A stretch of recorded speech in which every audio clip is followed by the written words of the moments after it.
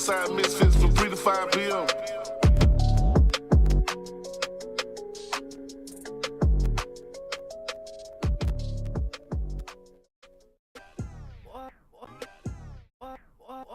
What's up, y'all? It's your boy Chris Payne. Make sure y'all get in the mix with the Westside Misfits every Sunday at 3 p.m. on Misfits radio station powered by Live 365, where independent artists like me and other artists get heard. Misfits Radio runs 24/7, 365 days a year. This is not something you're going to want to miss. Tune in now.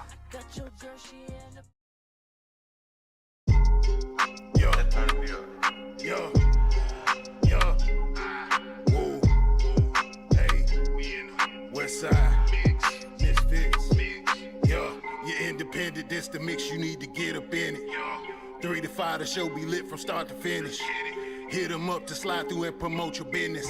DJ Lab known to keep the hottest record spinning. Mix a lot and Tay Mac discuss the hottest topic. There's not a 2000 gonna let you know what's really popping. Miss Slick gon' make sure she get the angles right. Making moves even though she staying out of sight. Check the website, Misfits Media Group.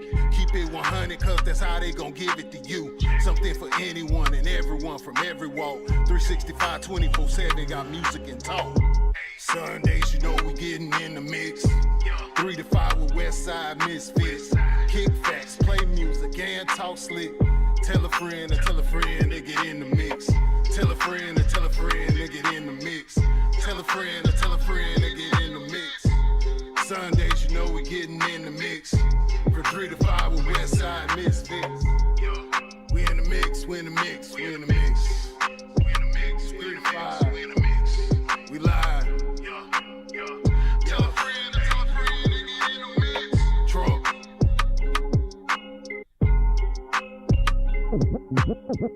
Sitting in my room, waiting for the afternoon so I can finally tune in with my friends.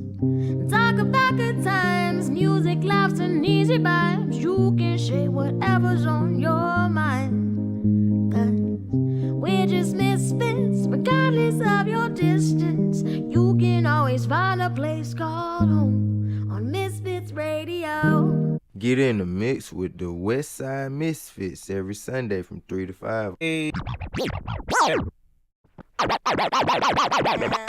Hey, what it do, man? This your boy Batley, so ambitious all the way from Millville, Georgia, man.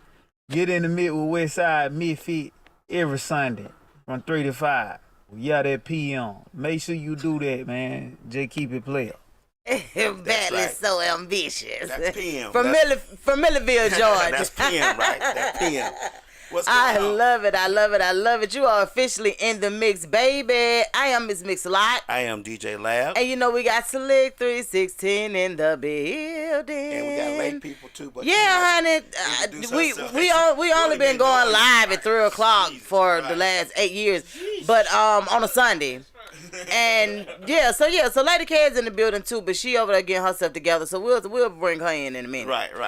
But child, we got so much to talk about, and I just want y'all to remember to call us. I understand that you all are on the device that we might need y'all to call us from, and that's all good. We're live everywhere you can be live at, so you can tap in now. Right. But if you got another phone, most of y'all do. Yeah, exactly. You can hit us up at 678-740-9894. That's right. There's a lot of stuff we want to talk about, man. We want to talk about, holiday etiquette and the holiday season itself. I want to talk about some ideas for a romantic birthday. Oh?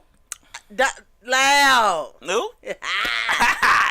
I do. I want y'all opinion about this stuff, so I need for y'all to tap in some kind of way. Call us once again. Right. 678-740-9894. You can tap in with us on Misfits Radio, Facebook, Instagram, whatever page that you can catch us on.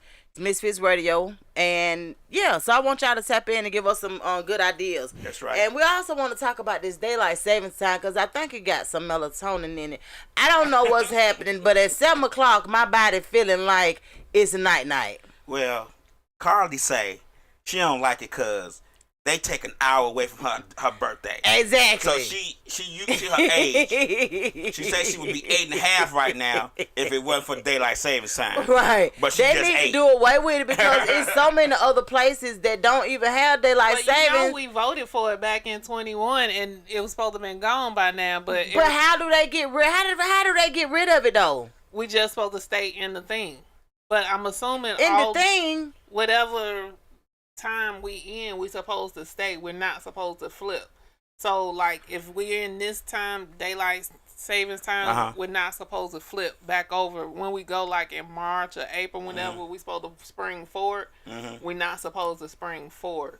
Or if we spring forward, whenever we supposed to fall back, we're not supposed to fall back. Right. But everybody hasn't agreed. But what I'm to it. saying is so even if we don't spring forward or fall back, it seemed like it's gonna still get dark earlier during that time, or you feel what I'm saying? How do they stop that? The sun gonna be the sun and the moon gonna be the moon. But other places don't fucking get that. It'll get dark at the regular time. Yeah. Let me say a couple things. What's up? My name's Show, Martin Luther King. I see that y'all on tour. Low Breed on tour. What's going on, y'all? Everybody that's tuning in on Instagram.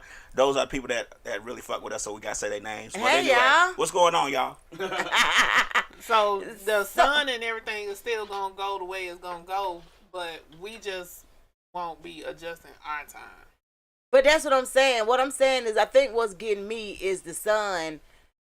Not like, for instance, when I getting off work at 4:30, 5 o'clock, and it's already dark, it's some bullshit. But you gotta remember, we went period. Back. Straight BS. For real, like that's just not gonna work for me.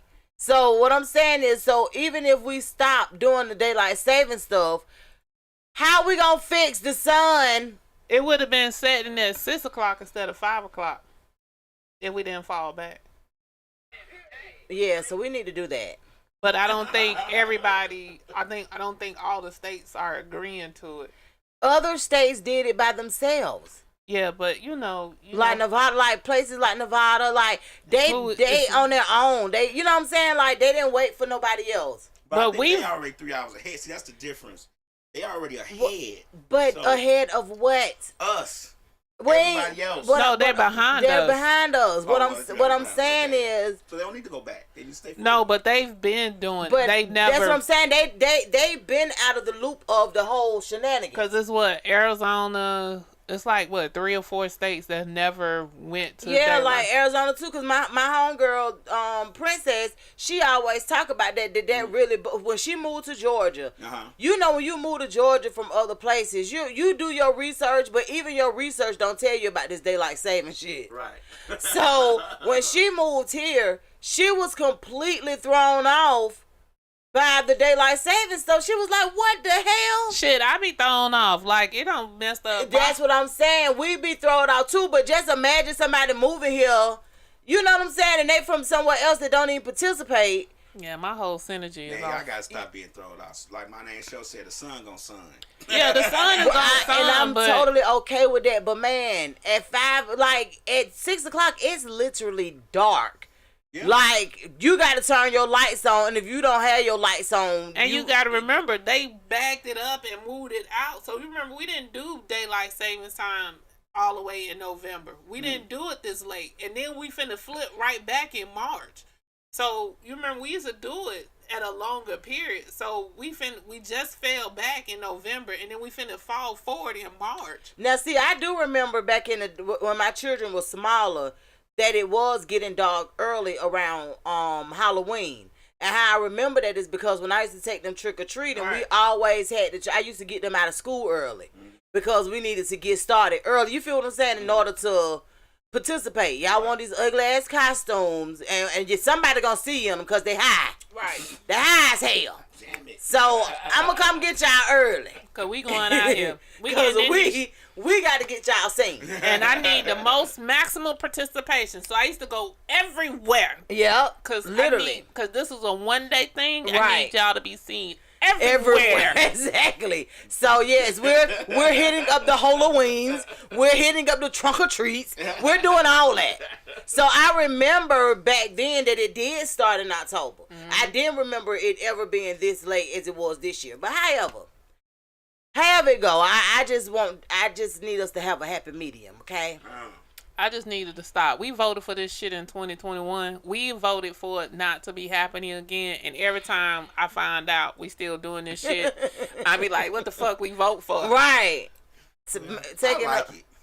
I don't. Talking about the getting dark early? I don't. Like the whole I don't. hour. It throws me like the I'm fuck getting an hour. off. I think for me, it's more so not being able to be outside longer. So, like, for instance, like, I'm not an outside type person anyway, but if I want to support or go to an event, or if I'm even doing an event, I don't want to do it in the dark like that. Right. Let me just tell you, last That's the only Saturday when thing. it went, I was like, I went to the bathroom, I got up, it was like 1:50. And when I came back out the bathroom, it was like 1 o'clock. I'm like, what the fuck? I was like, oh shit, this is goddamn daylight savings time. You sat in the bathroom a whole hour. Right. What the fuck is happening? But yeah, that's the thing. Like, I just don't like the fact that I have to start doing things a little bit earlier. Like I said, getting off work at 4:30, 5 o'clock. Now, if I work from home or something like that, that would be okay. But coming, you know what I'm saying? Yeah. Trying to travel through all of that, you don't have time to stop by the store. And getting up work earlier. Yeah, like, it's just weird. I don't know. I just don't.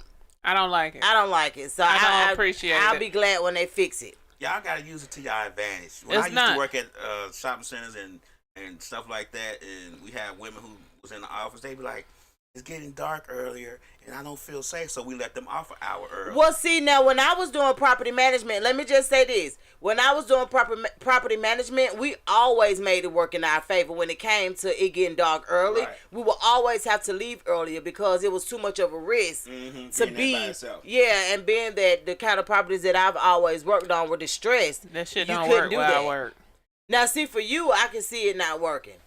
Because my shit operates 24 hours a day. Some people gotta be, you know, left behind. Because I'm not complaining. Everybody This is can't my go. thing. Let me just say this. I'm not really complaining about it. The only thing I want to do is make it, I want them to fix it to where it's more convenient for, for everybody. Just leave it alone. Just leave it. Yeah, that part. Just leave it alone and just let it do what it do. It is. No, we voted for it. So yeah, we don't. I mean, it gets weird. Once again, man, y'all can reach out to us and call us at 678-740-9894. I've always been the type of person that was with my own family for holidays and for stuff like that. So it's not really a big deal to me when it comes to not bringing nobody to holiday dinners and all of that kind of stuff. But it is a big deal for some people. I got a inbox chronicle that I'm gonna put up later today, and it's basically saying, she was just asking, like, how do you feel about a man that you've been, y'all not really official, but y'all sleep together, and she was like, and he ain't said nothing about Thanksgiving yet. How long they been kicking it? So I asked her that. She said that they've been kicking it at least about like 9 months. So she was like, my whole thing is, he know I'm not from here. He know that if I do anything with anybody for the holiday, that it's basically not my family. You know what I'm saying? So she was like, but she got friends, right? So her thing is, any other time, like, he don't really give her a hard time. But when she want to go out with her friends, is what you got me? What you want to go out with them for all the time? Da da da da. And she like. So let me back up. So did they do anything? Did she go over there for? So that means 9 months. So you had 4th of July, you had Labor Day. Did she kick it with the family then? I don't know. If she didn't kick it with the family then, she ain't kicking it with them for Thanksgiving or Did Christmas. he not mention it, or did he mention it and didn't invite her? Because it may be a case where he don't mention it because they don't do Thanksgiving. Well, no, she knows. So, okay. So, because y'all know I had to get all the details. I'm like, what? So, she was like, so I asked her, I said, how do you even know that, what their traditional Thanksgiving is? She said what happened is, I guess his sister called, and was asking him, you know, like, what you want to contribute towards the Thanksgiving dinner this year. You know, just trying to get everybody's family business. Yeah, just getting everybody's family business together. And he was just like, well, what do you need the most? Like, do I need to get the turkey? Do I need to get the ham? She knows that he's not cooking, so you know he's the one that kind of, you know, pitching on the other stuff. Right. So once they got off the phone, she said that she's heard several conversations with him and his siblings about what they're doing for Thanksgiving, and he still ain't. So why she just didn't bring it up? What you mean? Communication is key. Motherfuckers need to stop acting like they scared to bring shit up. Maybe he. No, that's what she gonna go. Well, that's what her question is. That's what she was asking. Should I bring it up and ask him, are we doing Thanksgiving together, or should I, like, what is the etiquette for a situation like that? Being that they are unofficial, but they do sleep together, they do spend a lot of time together or whatever. But if they not committed, that's I look at shit. Y'all know I'm the oddball motherfucker. Cuckoo. Yeah, but I feel like if they really not committed, and if they didn't spend the other 2 holidays together, then I wouldn't be looking to spend this holiday. Slick say situationships don't get holidays. Yeah, that's how I look at it. I wouldn't be looking to spend Christmas or Thanksgiving. Now, I would try to, kick it with them for New Year's Eve. But Thanksgiving and Christmas, but I wouldn't. My thing is, he may just be thinking, no, it's automatic, she gonna go. I mean, nah, we don't necessarily. We ain't automatically thinking nothing. Why not? No. What? If you didn't invite me, nigga, it's not an automatic. She don't have no family here. We already hang together a lot. But why wouldn't I automatically think that she gonna go with me because she has no family here? Because you didn't give me no date, no time. Because you gonna be with me anyway. Nah. They don't live together. Man. They spend a lot of time together, because I did ask her that too. Do you guys live together? She was like, no, we don't live together. She was just like, I just don't want to overstep my boundaries. And just like I explained to her in my response, how I am, I don't like to overplay my part in nobody's life. Right. So I'm not automatically assuming anything. I will ask if I feel, whatever. Or don't even say nothing and let shit happen how it happened, and you find you somewhere else to go. Right. That's how I feel. You feel what I'm saying? And then she was like, she said with her, it's a little bit different because she can cook. She was like, I might just cook my own stuff and stay here. Like, she has no problem with none of it, but she was just like, I don't want to make him feel a certain type of way, because I know we ain't official like that, but at the same time, you know. Or you could just say, look, are we finna Thanksgiving together? Because I'm going to get my own stuff and make my own meal. Right. I don't want to waste my money. You can act like I don't want to waste my money on my own stuff if we spend time together. Oh, yeah, I got it. Oh, thank you. Yeah, that's how I would roll it. I would roll it that way, or say, like, I'm making plans for Thanksgiving. Right. I understand. What's the plan? Right. If she just want to know, but I feel like if we not committed, then you don't get a special invite, because that's just how, like, me and old boy is. Like, I'm not asking him, but he has family here, so I'm not even looking to bring that shit up. Like, New Year's Eve, I may kick it, throw that out there for New Year's Eve, but Thanksgiving and Christmas,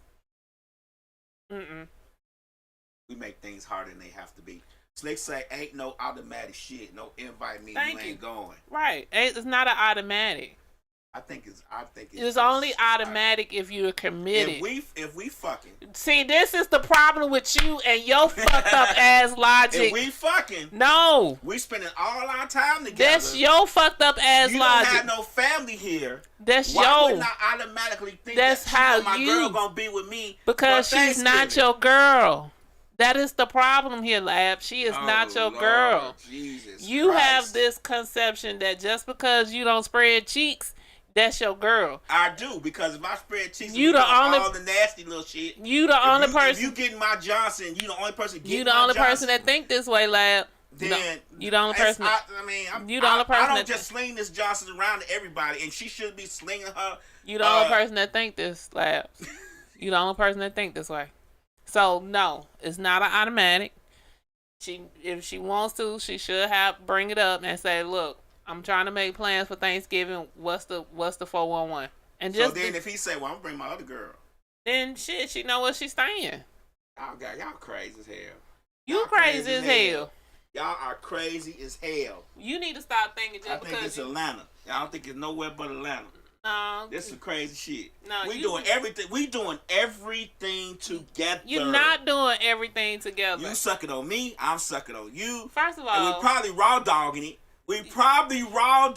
First of all, you need to stop thinking just because you sleeping with somebody that make y'all in a relationship. It does not make me in a relationship, but it also does make me responsible to think. I'm hoping this hoe ain't slinging her pussy around to everybody. What does that have to do with you going to Thanksgiving? It makes a big difference on a lot of things. No, it doesn't. Y'all see, that's the problem. That's the problem right there. No, that's the problem. We can fuck and do everything nasty together, but we can't go to Thanksgiving dinner together. We can do everything nasty together. We can fuck, suck, all that shit together, but we cannot go to Thanksgiving dinner together. We can hang out 9 months out of the year, but that 10th month we can't be together. We gotta question it, but we doing everything else. We want to do couple shit, but we don't want to do couple shit. Cause you're not a couple. Man, that's some bullshit. This is the truth. You're not a couple. That's straight bullshit, and I'm not going to assimilate to that shit. Cause we doing everything. You're not doing everything. She just said they do everything together. No, she said they spend a lot of time with each other. That means everything. That does not. Well. Okay, well, let's not talk about her because we don't know what all she don't do together. So let's talk about you. And since you know what you do, right? So y'all doing everything together. I'm not asking him to come over for Thanksgiving. Oh, well, let me get the situation going now. Don't just cut me off like that. Cause you real excited about this. I am because I just don't know how. What does I just don't know how. What does that? That's why you don't get it. Exactly. But what I'm saying is, show you right. That's why you don't get it. And I think a lot of people love situationships until it's time to do relationship type shit. That's the problem. We are adults. We are having sexual intercourse.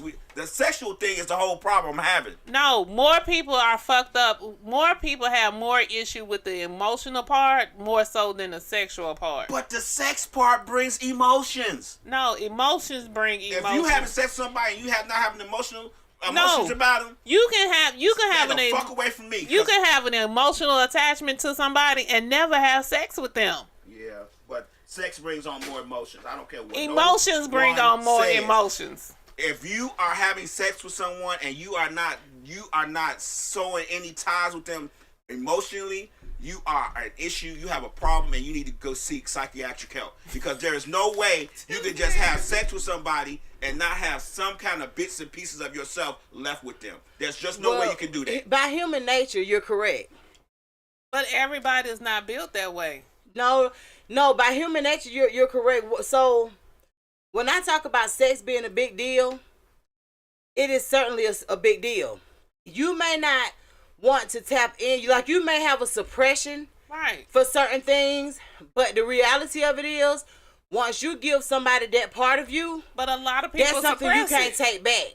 But a lot of people that doesn't mean that it's not there. It's not there, but a lot of people have suppressed that part of What I'm saying is that doesn't mean that it's not there. They've suppressed it for their own personal reasons. Right. But that doesn't make it not be there. So that's where a lot of when we talk about people being evolved and unevolved, that's a lot of what I'm talking about. An evolved person knows that with sex comes some kind of attachment. It does. But what I was telling Labs, you can have an emotional attachment with never having sex with somebody. But sex brings on more emotion. There's just no way it can happen. And another reason why sex is a big deal for me is because I have to actually like you in order to have sex with you. So that means there's some kind of attachment already there before the act actually kick in. So yeah, after we have sex, it is going to be different. We may be connected a little bit stronger because guess what? We started out what we got is not built on sex, if that makes sense. Like a lot of people build their relationships on sex. Right. I'm not one of those people that's going to do that because what if something happens and the sex have to go? Mm-hmm. But a lot of people build off of sex. Exactly. So my point is saying, that's my whole point in saying, if you build whatever it is that you got with a person strictly from sex, then that's where the unevolved part come in. Because guess what? You're going to have misunderstandings. You're going to have all kind of spats about emotional shit that you feel like you shouldn't be tapping into, because guess what? We ain't official. Right. Just like going to Thanksgiving dinner. So what I'm trying to say is, what I was trying to talk to KK about is that on the lady, you know, the Inbox Chronicles, my thing is, he was saying it should automatically be it's automatic. She says it's not automatic, but I'm saying we can do everything else together as a couple wise. It's not everything. We can do everything. No, sex is everything. Like if we doing sexual shit like a couple, and I that's mean a part of everything. Why can I automatically not think, well, my girl ain't got no family? Because she's not your girl. It's not automatic. So what basically happens is, so I gotta sit here and say, hey, okay, you know you my girl, right? Yeah, you definitely do. No. So then I might like start saying, well, this motherfucker must be sucking on everybody like this, because it does make a difference. We didn't think like that. No, we're not just doing that. So what happens is, so to make it official to me, I feel like a conversation needs to be had. That something has to come out of it. Like, I'm not gonna automatically assume anything. And most guys don't want you to automatically assume that either. Let me tell you something. I'm gonna tell you what made me stop dealing with a dude before. Or, hey, you know what? I'm lying. I didn't stop dealing with him. I stopped dealing with him the way that I was dealing with him. That nigga. So I'm the type of person where when I introduce somebody, I'm just gonna introduce them by their name. Hey, this DJ Lab, you know, whatever. Right. I'm not gonna say, this my friend DJ Lab, or this like I'm not gonna put nothing on it. I'm gonna say, hey, this DJ Lab. That's like if I introduce you, hey, this K, you know, and I just figure other people should do that too. Right. Like if you introduce me by my name. This motherfucker's gonna somehow what was it that he said? It wasn't my friend. It was something. But I was like, why you didn't introduce me by my fucking name? Like, it was something like, not my friend. It was something, it wasn't offensive like that, but in a way it was, because if we kicking it, I ain't your goddamn friend, first of all. Right. Let's start there. I don't sleep with my friend. Yeah. At all. So, like... But we not committed. But I don't sleep with my friend. Like, if you done seen me naked, ain't no way. I could be your shorty or whatever the fuck else we're gonna be, but I ain't your fucking friend. Yeah, I ain't your friend. But it was something...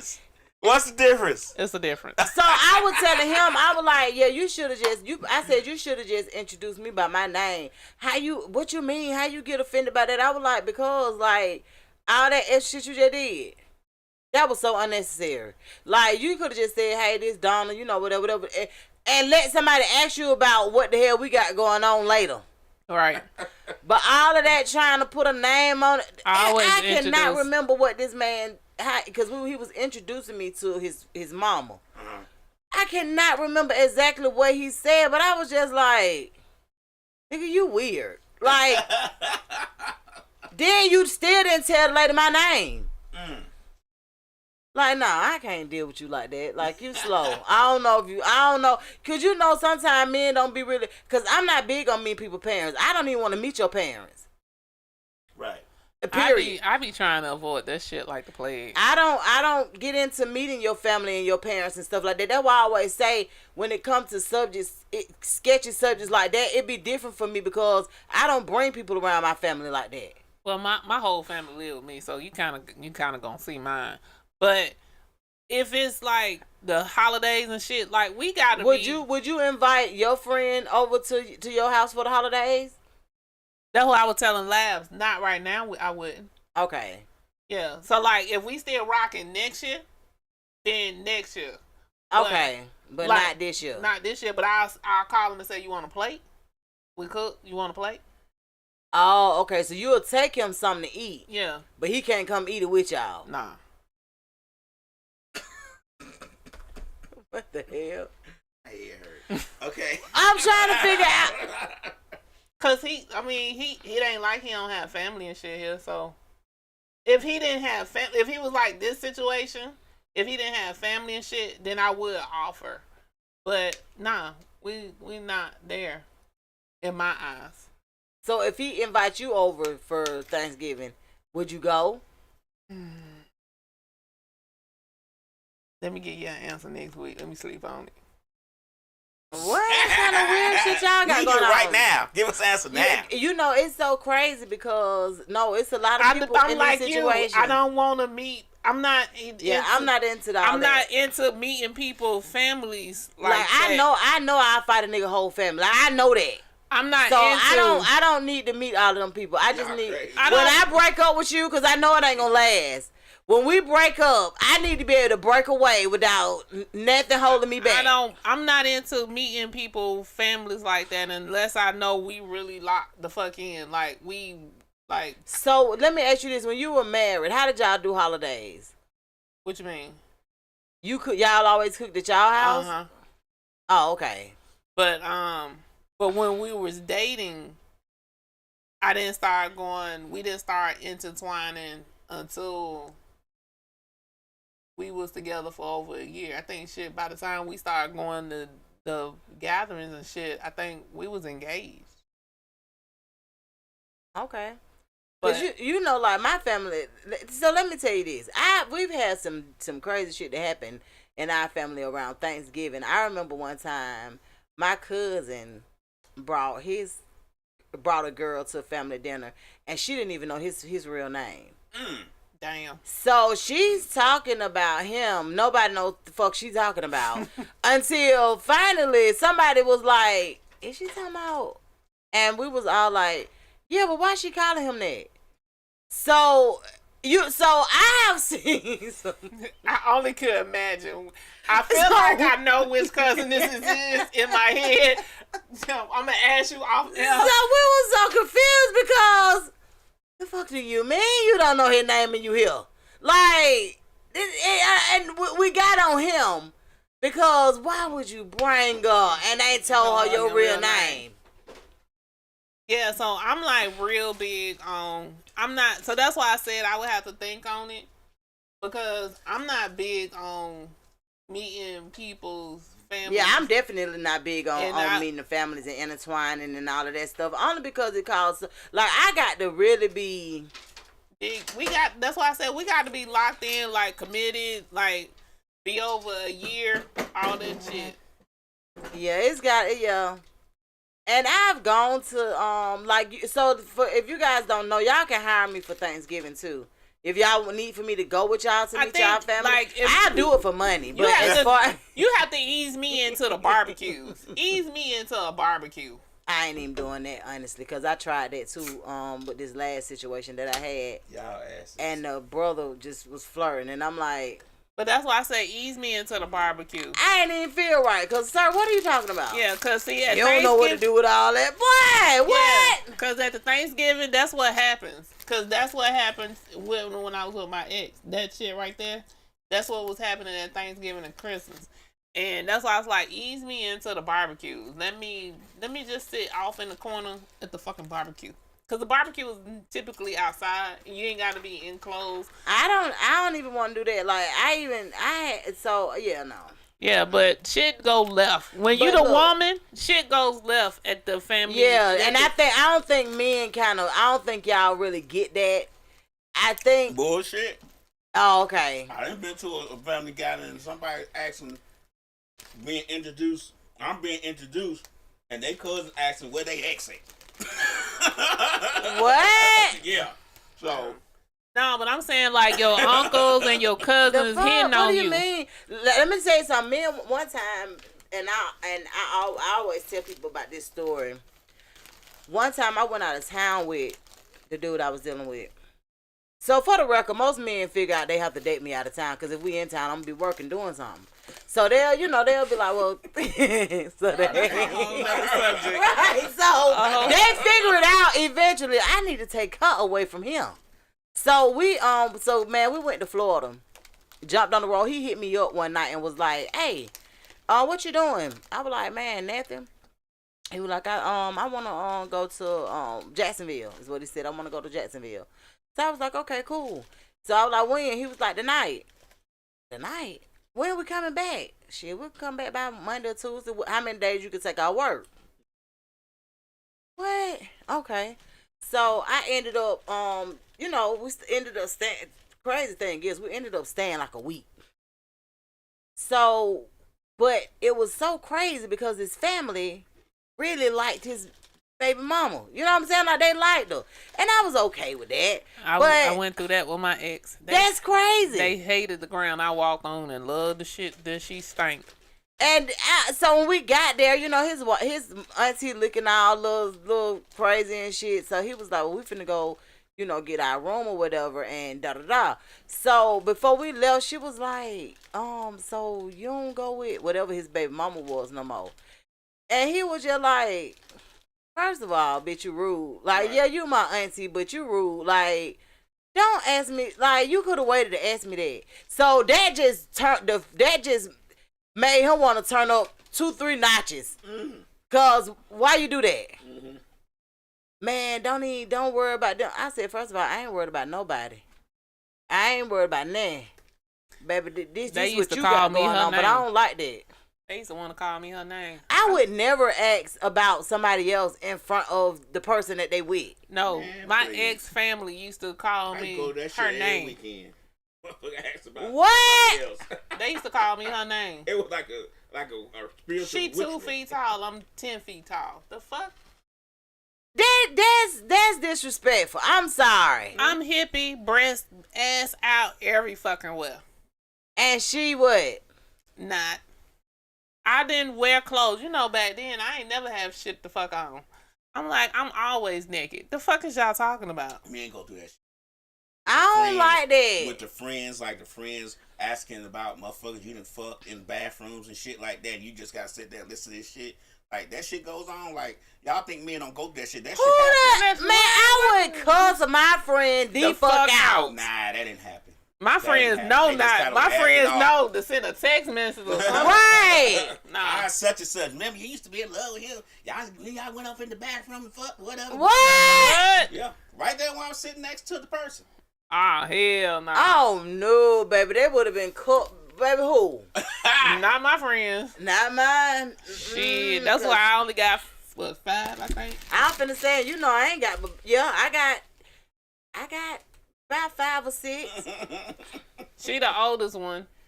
I ain't know where in the world I would bring up nobody's ex in front of the person. I don't even bring up the people that they fucking with. Exactly, like, no. Because first of all, I ain't good with fucking That's names. a flag on the play. I ain't good with names. Anyway. My kids already Christmas know. came too early this year. Don't y'all think? First of all, let me just say, the whole point of these people putting these Christmas decorations and shit out in October really bothered me. That's why I don't fuck with Christmas, because it's too commercialized. It's too commercialized. Like, how the hell y'all already got a Christmas sale? I ain't mad at it because I need some purple and pink lights. Purple and pink lights? I think I'm going to do pink and blue. Purple and pink or blue and pink. I don't know. Why? I change out my colors every year for my tree. But you got a whole sun stand there. Like, he don't want to sell goddamn pink bulbs. That's not his tree. It's not his tree. He did his tree last year. His tree was red and black. Each year we get a tree. So this year's not. Oh, y'all do live trees. Well, this year he said, so he wants to do a live tree. It's been hard trying to find live trees since COVID. Really? Yeah. It's a lot of places, especially in the country. I don't like them little midget trees. I like tall, full, fat ass trees. Like you. Like your ass. My name Show says, let me go back to last. I'm sorry, Show. I just not saw your comments. If I ain't thinking about marriage, you can't come to my family functions. My family too nosy. Then he said, I've been at with a woman, at a family function with a woman, and they literally asked her in my face where her ex was, and that was before she could even introduce me who I was. That's crazy. Some people don't have no etiquette. So this holiday season, we're gonna give y'all a little etiquette. This for Thanksgiving and Christmas. Don't be asking about no fucking body. Don't ask nothing.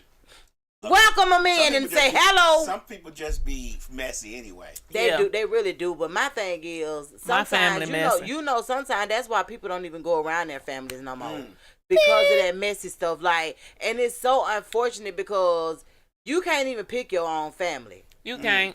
But toxic is goddamn toxic. Right. I love my family, and I roll with them by myself. So, like, even if we was having some shit, and we was doing some shit, and me and homeboy was locked in, he ain't going for like 2 or 3 motherfucking years. Yeah. Like, I guess, like, for me, for our family, my family's a little bit different. We don't, you know what I'm saying? Like, my family messy as fuck. You ain't got to worry about nobody asking about nobody else. My family gonna be like that. They your gonna family player.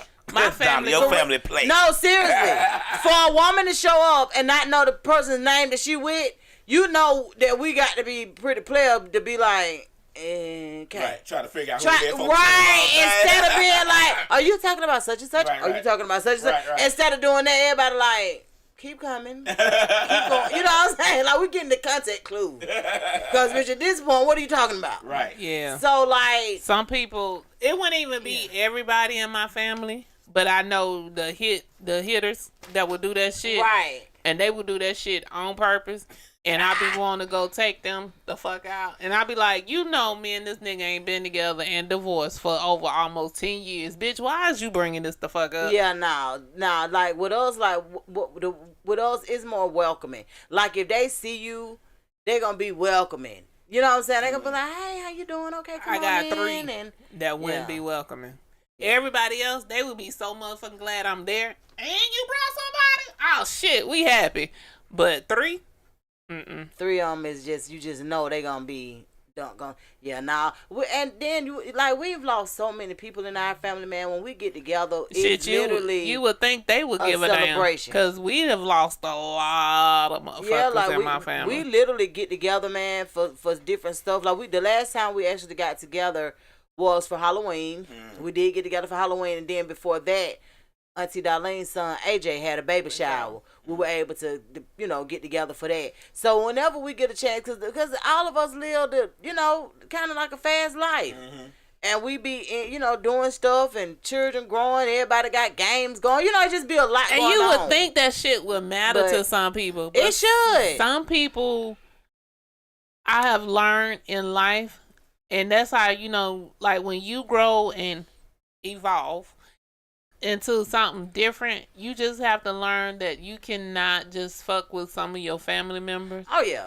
And I definitely agree with that. And some of your family members, they just like being in the fucking mess, and you just have to love them at a fire and go check on them, make sure they still alive. That goes and then back keep to it what pushing. We was talking about last week when I was saying that some people don't understand how difficult it is to deal with them. And that goes for family too. They don't understand, like, every time somebody see you, you got an attitude, or you got to complain about something, or like you got this going on and you got that going on. Like, it makes it hard for people to deal with. And I just really feel like relationships and friendships should not be hard. And family ships. Yeah, family ships. None of those ships to me should be hard. Yeah, well, my family chose sides when I got divorced, so I haven't really dealt with them. Well, I'm starting to get back a little bit to it, but it's been a long time, so. But how do you pick a side though in a divorce? You'd be surprised, because I didn't think my family was gonna pick a side, and I'm like, nigga. But why are they even picking a side though? Well, I think for me in general, it was because my ex was always in their face saying stuff. There you go. And I'm not the type of person. I'm not gonna tell you. You ain't defending what she. You just like the shit will come out. Or I'm not finna try to. And that's what happened. Right. If you stupid enough to believe it, but we don't need to have no contact. But I felt like I'm your blood, so you should have rolled with me. Well, the thing about it is, I don't. So I'll take you for an example. When I found out that that you all were even getting a divorce, nothing in my mind said take a side. Like it was an automatic. I came into marriage with you. Yeah, I don't think it's automatic. I don't think it's intentional. I think it's just once a person starts saying things and doing things, it kind of just happens gradually. And even my mom was that. She took sides like real hard. I'm not that person. I'm like that's weird as hell to me. If you come in, like family, I feel like family should have. I don't think family should have had a right to take a side. No, like, family should have rolled out the fucking marriage with me. The when only I reason rolled why out, your family even know that nigga is because of you. Right. You would think that. I guess with me, with us being so young, we got married. Kind of like my family, like she grew up with us.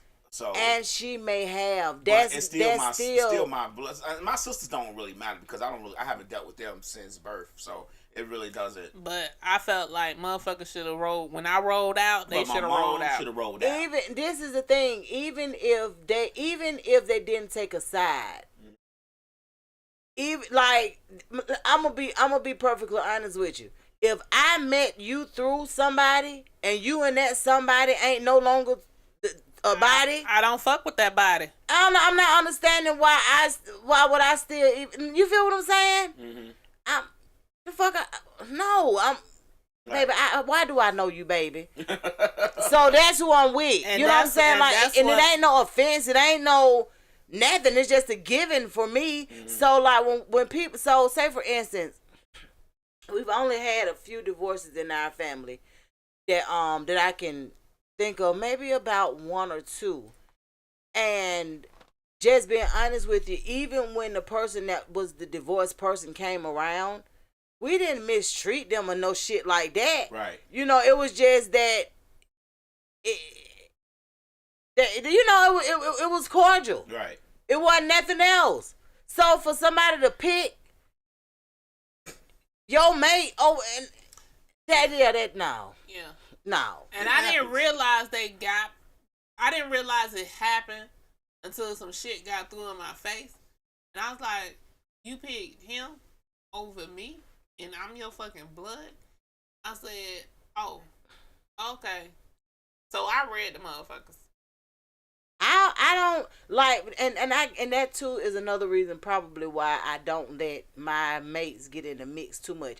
Now, a real's daddy is still friends with a few of my cousins and stuff like. I don't care about that though, because my cousins don't know my business, if that makes sense. Mm-hmm. Like we don't, like our family don't be in each other's business. Right. So like most of the shit that we know or find out, honestly, is because they told us. Mm-hmm. But like we're a close knit family, but we don't be in each other's business. Right. So like if you had, and that's the part that a lot of people that's married into our family didn't understand until they had to understand it. Mm-hmm. Because they'll be like, yeah, cause you know this going on, that going on, and we looking at them. Eric's wife, mm-hmm. She would think we always knew when they was having problems. Baby, what the hell you talking about, baby? Y'all ain't on good terms? Mm. Oh, and she'd be like, oh, he didn't take, like, we don't do that. Right. When we get pissed off at our mates, we don't call each other. Right. We let that shit blow over, and we might tell you about that shit later. And people but we don't do that. You don't tell it because you gonna get over it. The person they not exactly. Right. That's why you don't tell it. I never really understood that. But going back to holiday etiquette, y'all don't ask about no exes. Don't not in front of the people that they bringing or the person that they bringing. I don't give a damn if it's in front, behind, side to side. Don't fucking ask. Exactly. Don't bring up nobody you don't see me with. Straight out. If they ain't there, don't ask. I'm dead ass here. Don't bring up nobody you don't see me with. I don't care if it's a woman, man, dog, cat. I don't even care my children. Don't even bring them up. If I come along, just say what's up. I'm glad you came. Mm-hmm. How you want your plate? That's exactly. It. You fixing your own plate? You want some to-go plates? That's it. You taking your mama some to-go plates? That's it. That's about as far as them conversations need to go. I absolutely agree. You gonna ask about my mama? That's about as far as you need to fucking ask. Is my mama? Yep, I absolutely agree. Have y'all ever had fried devil eggs? Ew. I don't like devil eggs in itself. You don't eat devil eggs? I don't. Nope. That's the process for me. The process turns me off. What you mean, like boiling of the eggs and it stank? Only time I've eaten some devil eggs is my mama's, and that's because I know exactly what the fuck she doing to them. What you mean? I'm only gonna eat one. What you mean? Would she do something different to him than other people? I don't know. That's the I problem. don't eat other people's shit. That's why I don't know. Oh. I don't I know. don't eat other people's cooking for one. I eat other people. It's just certain things I I just eat don't my eat. friends' family cooking. Oh. I don't eat no devil eggs. But I only eat my mama devil eggs, and then I only eat one. Because she put bacon on it. Oh, on deviled egg? Yes. She put bacon on So it. what's with the fried devil eggs? You had one. No, I want to taste one. No. So I had love. fried So ribs you won't last have all night. that hot, gushy In fried. egg Eggs. shit gushing in your mouth. Well, see, now I love And deviled some eggs. and some grease. I love deviled eggs, but what made me So ask is about it- the fried ones was because I seen a person on TikTok, of course. Did they that coat fried it 'em. with flour, corn? I don't know. Did they just drop it in some grease? I just seen I them. think it'll explode. You just drop it. I don't know, but You have they, to put some kind of batter on. but Like they. fried Twinkie. Did they fry the egg and then put the shit on there? Or did they fry all of I it? thought all of it was for. I don't know. I wanted to ask. I thought maybe y'all knew about it. I want to ask y'all how to make it. Or I have don't eat y'all the devil seen eggs. somebody make it? But y'all talking about y'all don't even eat the devil eggs. And then Yeah. you talking about your mama put bacon on them. I ain't understand none of that. I don't eat no devil eggs. Sorry, But I can't you help know- you with that one.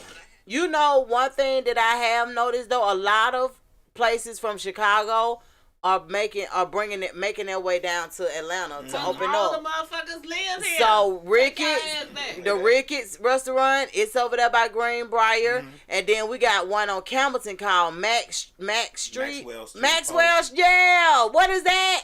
Well, in Chicago, there's a place called U-Town. And you have to, they say, and it's politically incorrect now, but it's U-Town where you go and they have all this, it's like a flea market outdoors. Yeah. So everybody sells all their stuff outdoors, but then they have these vendors who have these polishes.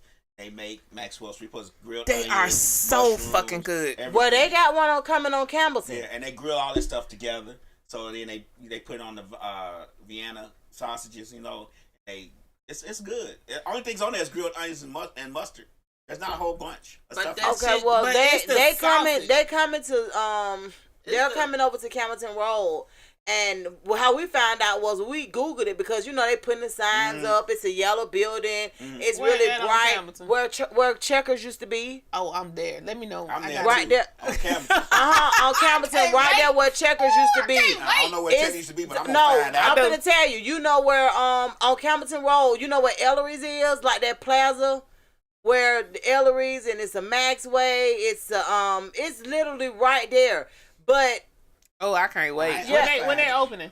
I don't know. They already got the sign up. They already got the things going around the building to tell what they Because you know that's sell. not far from the But they said they job. probably Yeah, sell- it's gonna be the. I think if I had to guess, they're gonna be open within 2 weeks. Yeah, they sell in Maxwell Street. They sell Chicago hot dogs, celery, cucumbers, tomatoes. I and can't wait for dogs. the dog, the sausage, the Polish sausage. Yeah, Oh, they shit. and then when I looked it up and it said they were based out of Chicago, I was like, dang, okay, so that's the second restaurant that I've realized, you know, actually coming here from. Yeah, this is what they did. That's what I was telling you. I didn't.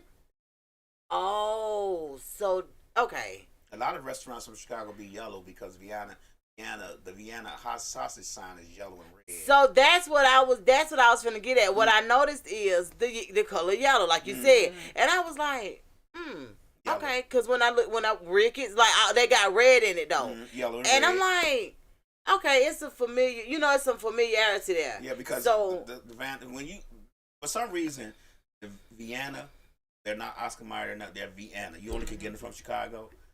Those sausage and hot dogs taste different. I don't know why they taste different. And they be but so are. good, 'cause But they're I used beef. to- They're not pork. They're all beef. I used to have them. They don't sell pork ones. They all beef. Yeah, because But I they used to. taste delicious. But before I stopped eating beef, I used to have my aunt and uncles now. Whenever they used to come down, I was like, "Bring me some." They go to the store, go bring me Maybe they'll some. sell pizza puffs up there. They sell pizza puffs up there.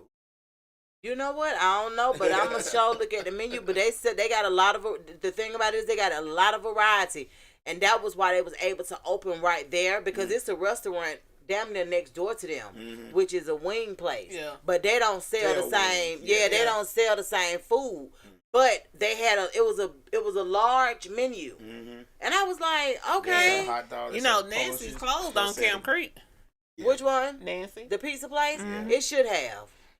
Yeah, it's hard to get a Nancy's. It's hard to get a Nancy's pizza like Yeah, that, shit, like in Chicago. because it's just different the way it's made there than the way it's The made one- here. Baby, I went there. I went to Nancy's twice. I gave them a chance twice. They don't taste the same like the one, like he's saying. So the ones, the ones in Chicago taste better. yes. Something about the dough or something. It's something in the water of the dough. I don't know, but the pieces there is different. When Here. Nancy's came here, I went to Nancy's. One in Douglasville. It used to be one in Douglasville.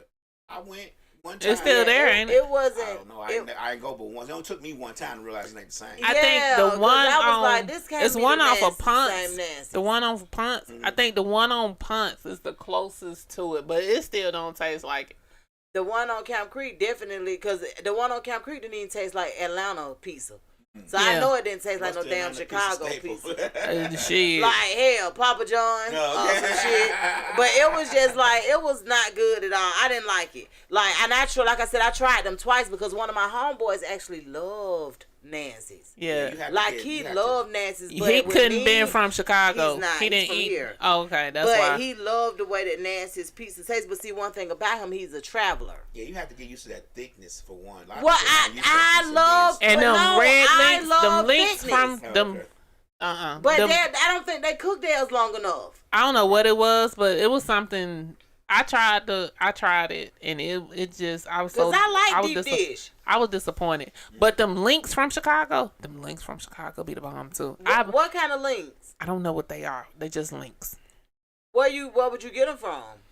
You get them from the stands. So like Chicago have like a lot of little shops and shit that be on the corner.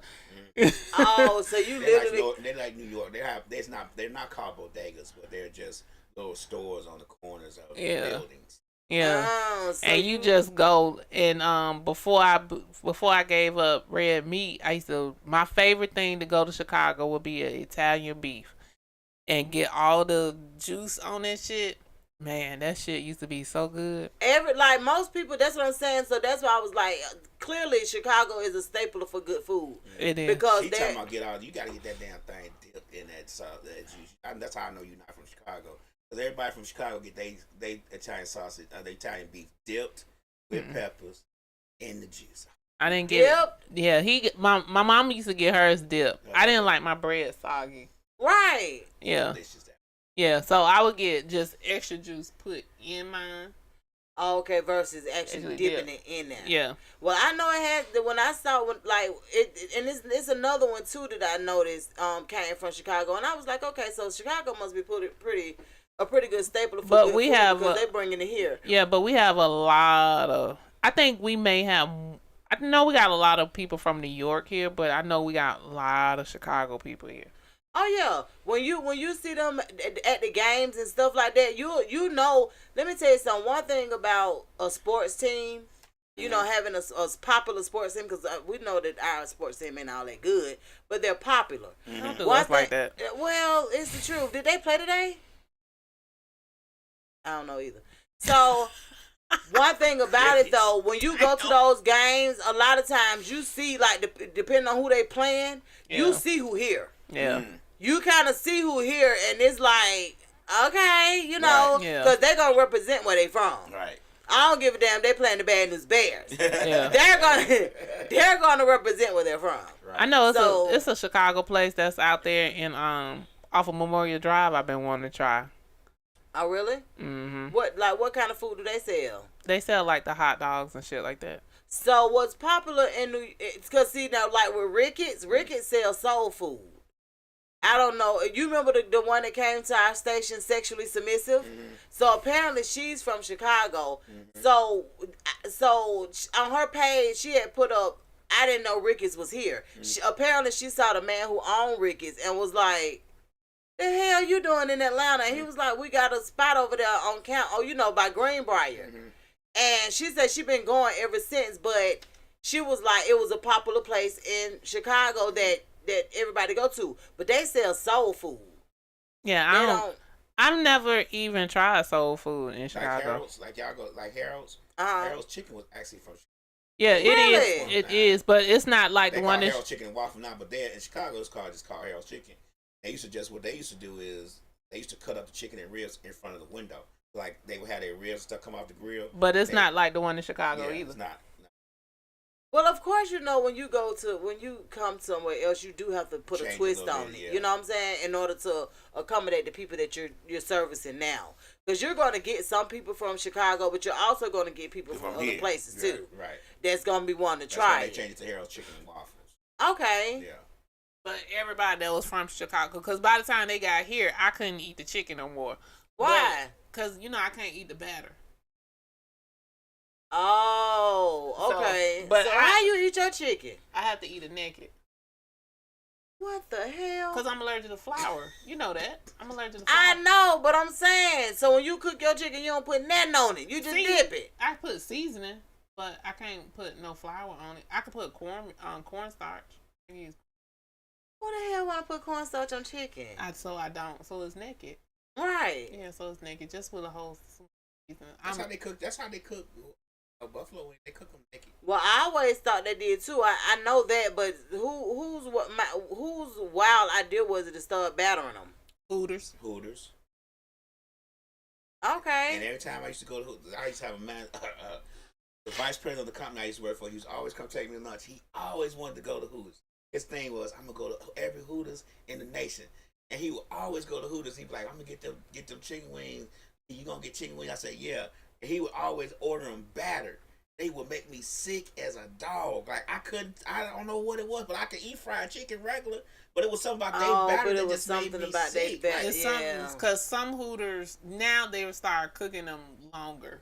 Because, you know, they battered, some didn't used to be cooked long or something. I've only eaten at Hooters one time, and that's when I took Adonis for his, 14th birthday. Mm-hmm. He just had to go to damn Hooters. They ain't getting naked. He didn't what know the hell I'm going there for? He didn't know the difference. He was like 13 or 14, and I never forget, I asked him, because I used to always ask my kids where y'all want to go and eat. And he said, Mom, guess where I want to go eat? I'm like, where? Hooters. I said, Hooters? And I called Eric, and I said, Eric, this boy told me he want to go to Hooters. He was like, let's go.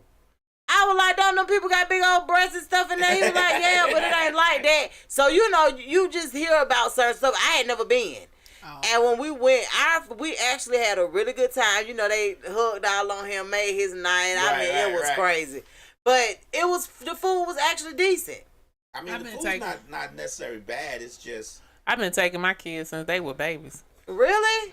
Yeah, but you know, ain't no Hooters around us. And then the only Hooters that I even knew that was close to us was downtown. I don't really go downtown because who finna find somewhere to park? Right. What are you even talking about? Right. Downtown. Right. And did I tell y'all that I had to be downtown all last week? No. Why? Girl. What, you was on jury duty or some shit? Down there at the doing the tag stuff for my job or whatever. 30 minutes parking was $20. What? I bullshit you not. I said, they tell my dad, why you supposed to find somewhere to park on the street? Bitch, you get your car booted. I'm not parking on no street down here. Right. And then everywhere you park, it say no parking. Yeah. And then, but look, it say no parking, and then they got a parking meter 2 steps up. Well, why we need this damn parking meter if you can't even park? Like, what, it's so contradictory. Like, what are you doing? I think you can only park on the streets on Saturdays and Sundays. Mm-hmm.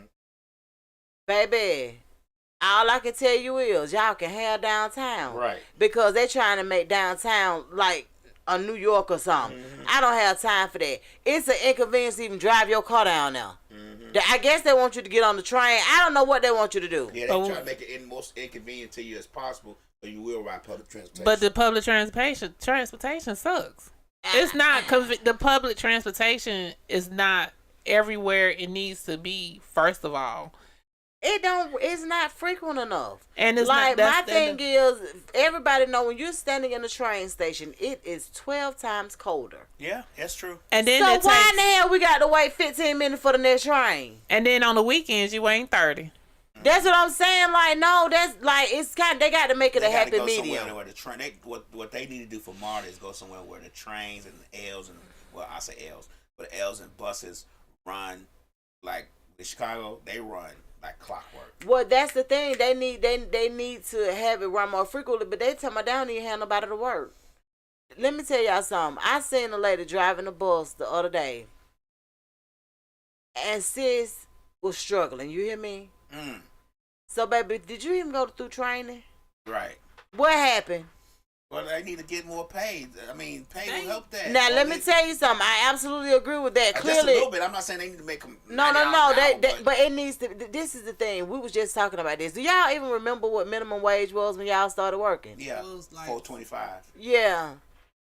Yeah, like $4 for. I think for me it was like $5.25 for me. It was $4.25 when I started, but I'm older than you. My thing is, you know how much minimum wage is now? It's like $8 or $9. It's like $7.75. It's still at $7. Yeah, $7.25 to $7.75, something like that. And they haven't brought it up yet. No, that's what I'm saying. So like some way, somehow, some way, some shit getting left behind. We are.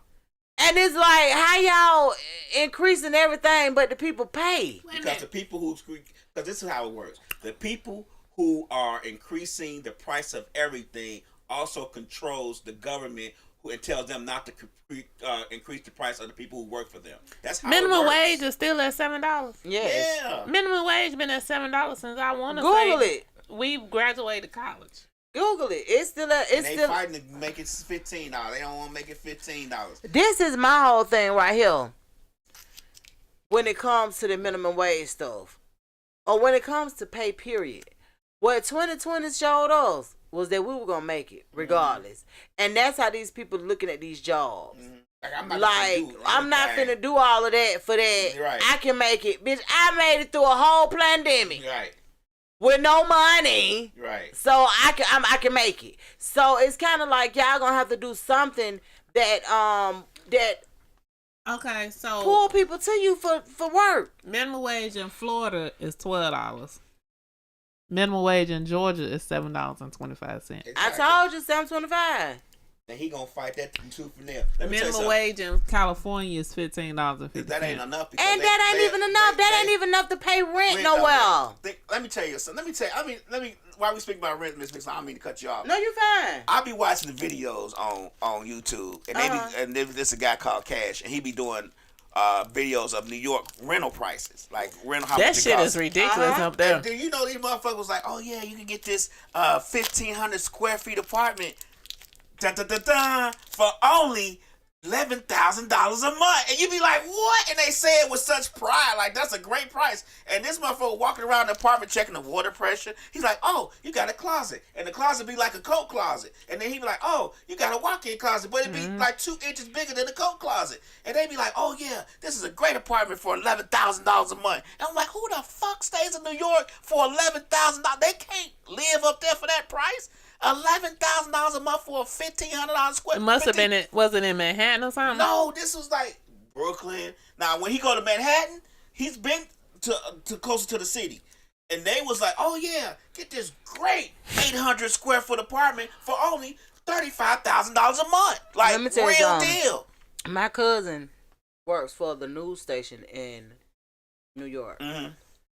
She came here. She was like, well, you know, she was kind of bartering between coming to Georgia and moving to Florida. She went to school in Florida as a youngster, as a college student. So she was like, she in New York. When she looked up the prices for apartments here, when she came to visit, she was like, Donna, can you just ride me around to the different places that I looked up? Because it ain't no way that these prices are right. Mm-hmm. So I was like, what you mean? She was like, the apartment said that the rent is only $1,300 a month. I said, yeah, that's about right. Mm-hmm. And we be bitching about that. Right. And she was like, I'm living in something half this size and I paid $3,000. Mm-hmm. And I was like, what? Yeah. She showed me pictures of her apartment, Matchbox. Mm-hmm. Literally Matchbox. Air conditioning in the window. Yeah, she said, Donna, I just want to see if it's in the ghetto or, So we went riding around to different apartment complexes and she was like, is this the ghetto? I was like, the world of ghetto. Right. Nah, this ain't really the ghetto. Right. She was like, I didn't think so because it looked so nice and da-da-da. We went to like 5 different places. And Wendy was like, wow. She was like, yeah, I'm probably going to be coming to Georgia.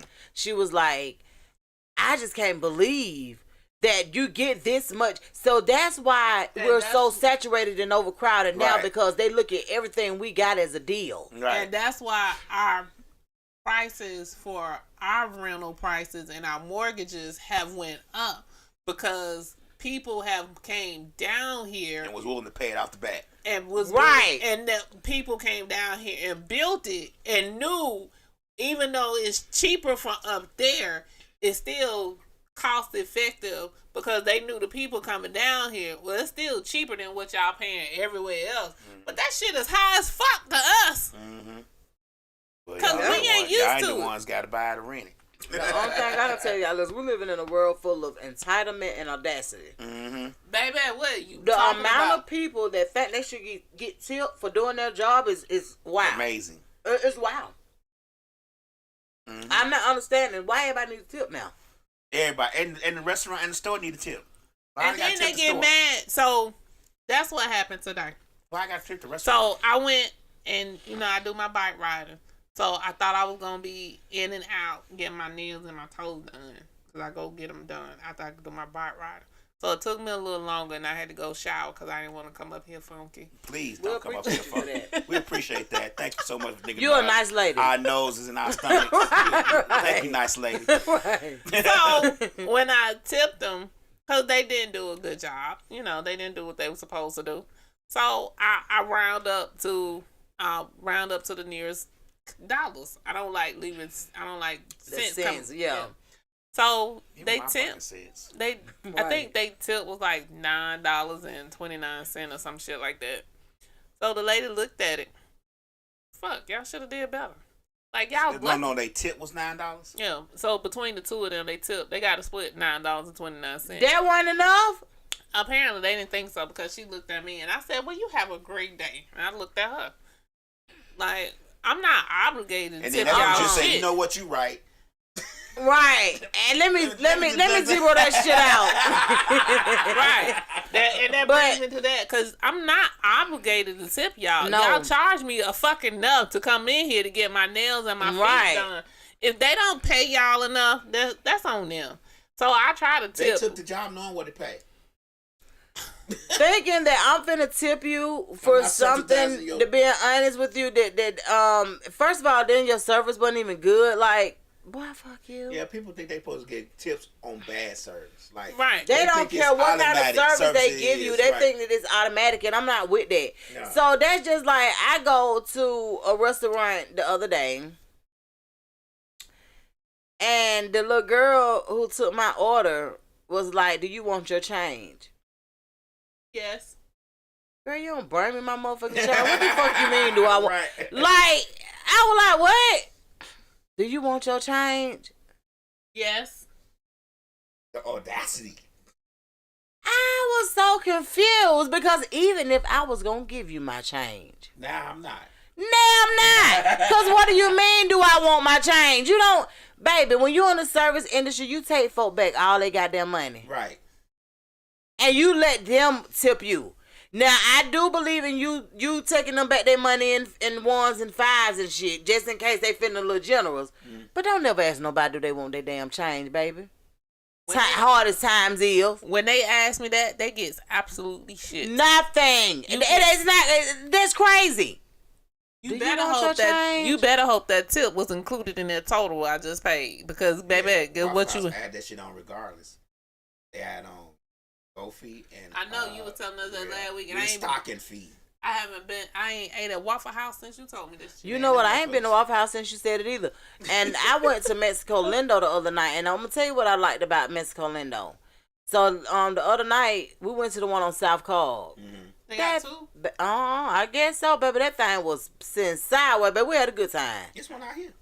Well, ain't that? It's one on across Highway 5, like on Highway 5 and Arbor. On all the way down. Oh no, it's right there on the side. That's not Mexico Lindo. It's Mexico Lindo. I live here. Now I've always gone to the one on Veterans Memorial. I always go to the one on Veterans Memorial. But no, I like the one on South Cobb better. Okay, so we had a real good time. Our drinks was good. Everything was good. And what I liked about the waitress was she was like, she just let everybody know my tip is already in your your price. And everybody was like, oh, okay. Because, sometimes when you drinking and stuff, you ain't really looking at that or whatever. And she said that she said, I accept anything. Pretty much I accept anything over there, but I'm just letting y'all know, don't be stressed out because this money comes to me. What I like about establishments is owned by Mexicans and other nationalities is they do give their gratuity to their waitresses. A lot of other places don't. Like a lot of other places when a lawyer worked at, I ain't gonna even say the name of it. It begins with a what? It ends with a what? A J and an R. They ugly asses. It begins with J and ends with an R and has an icky. Yeah, I've learned.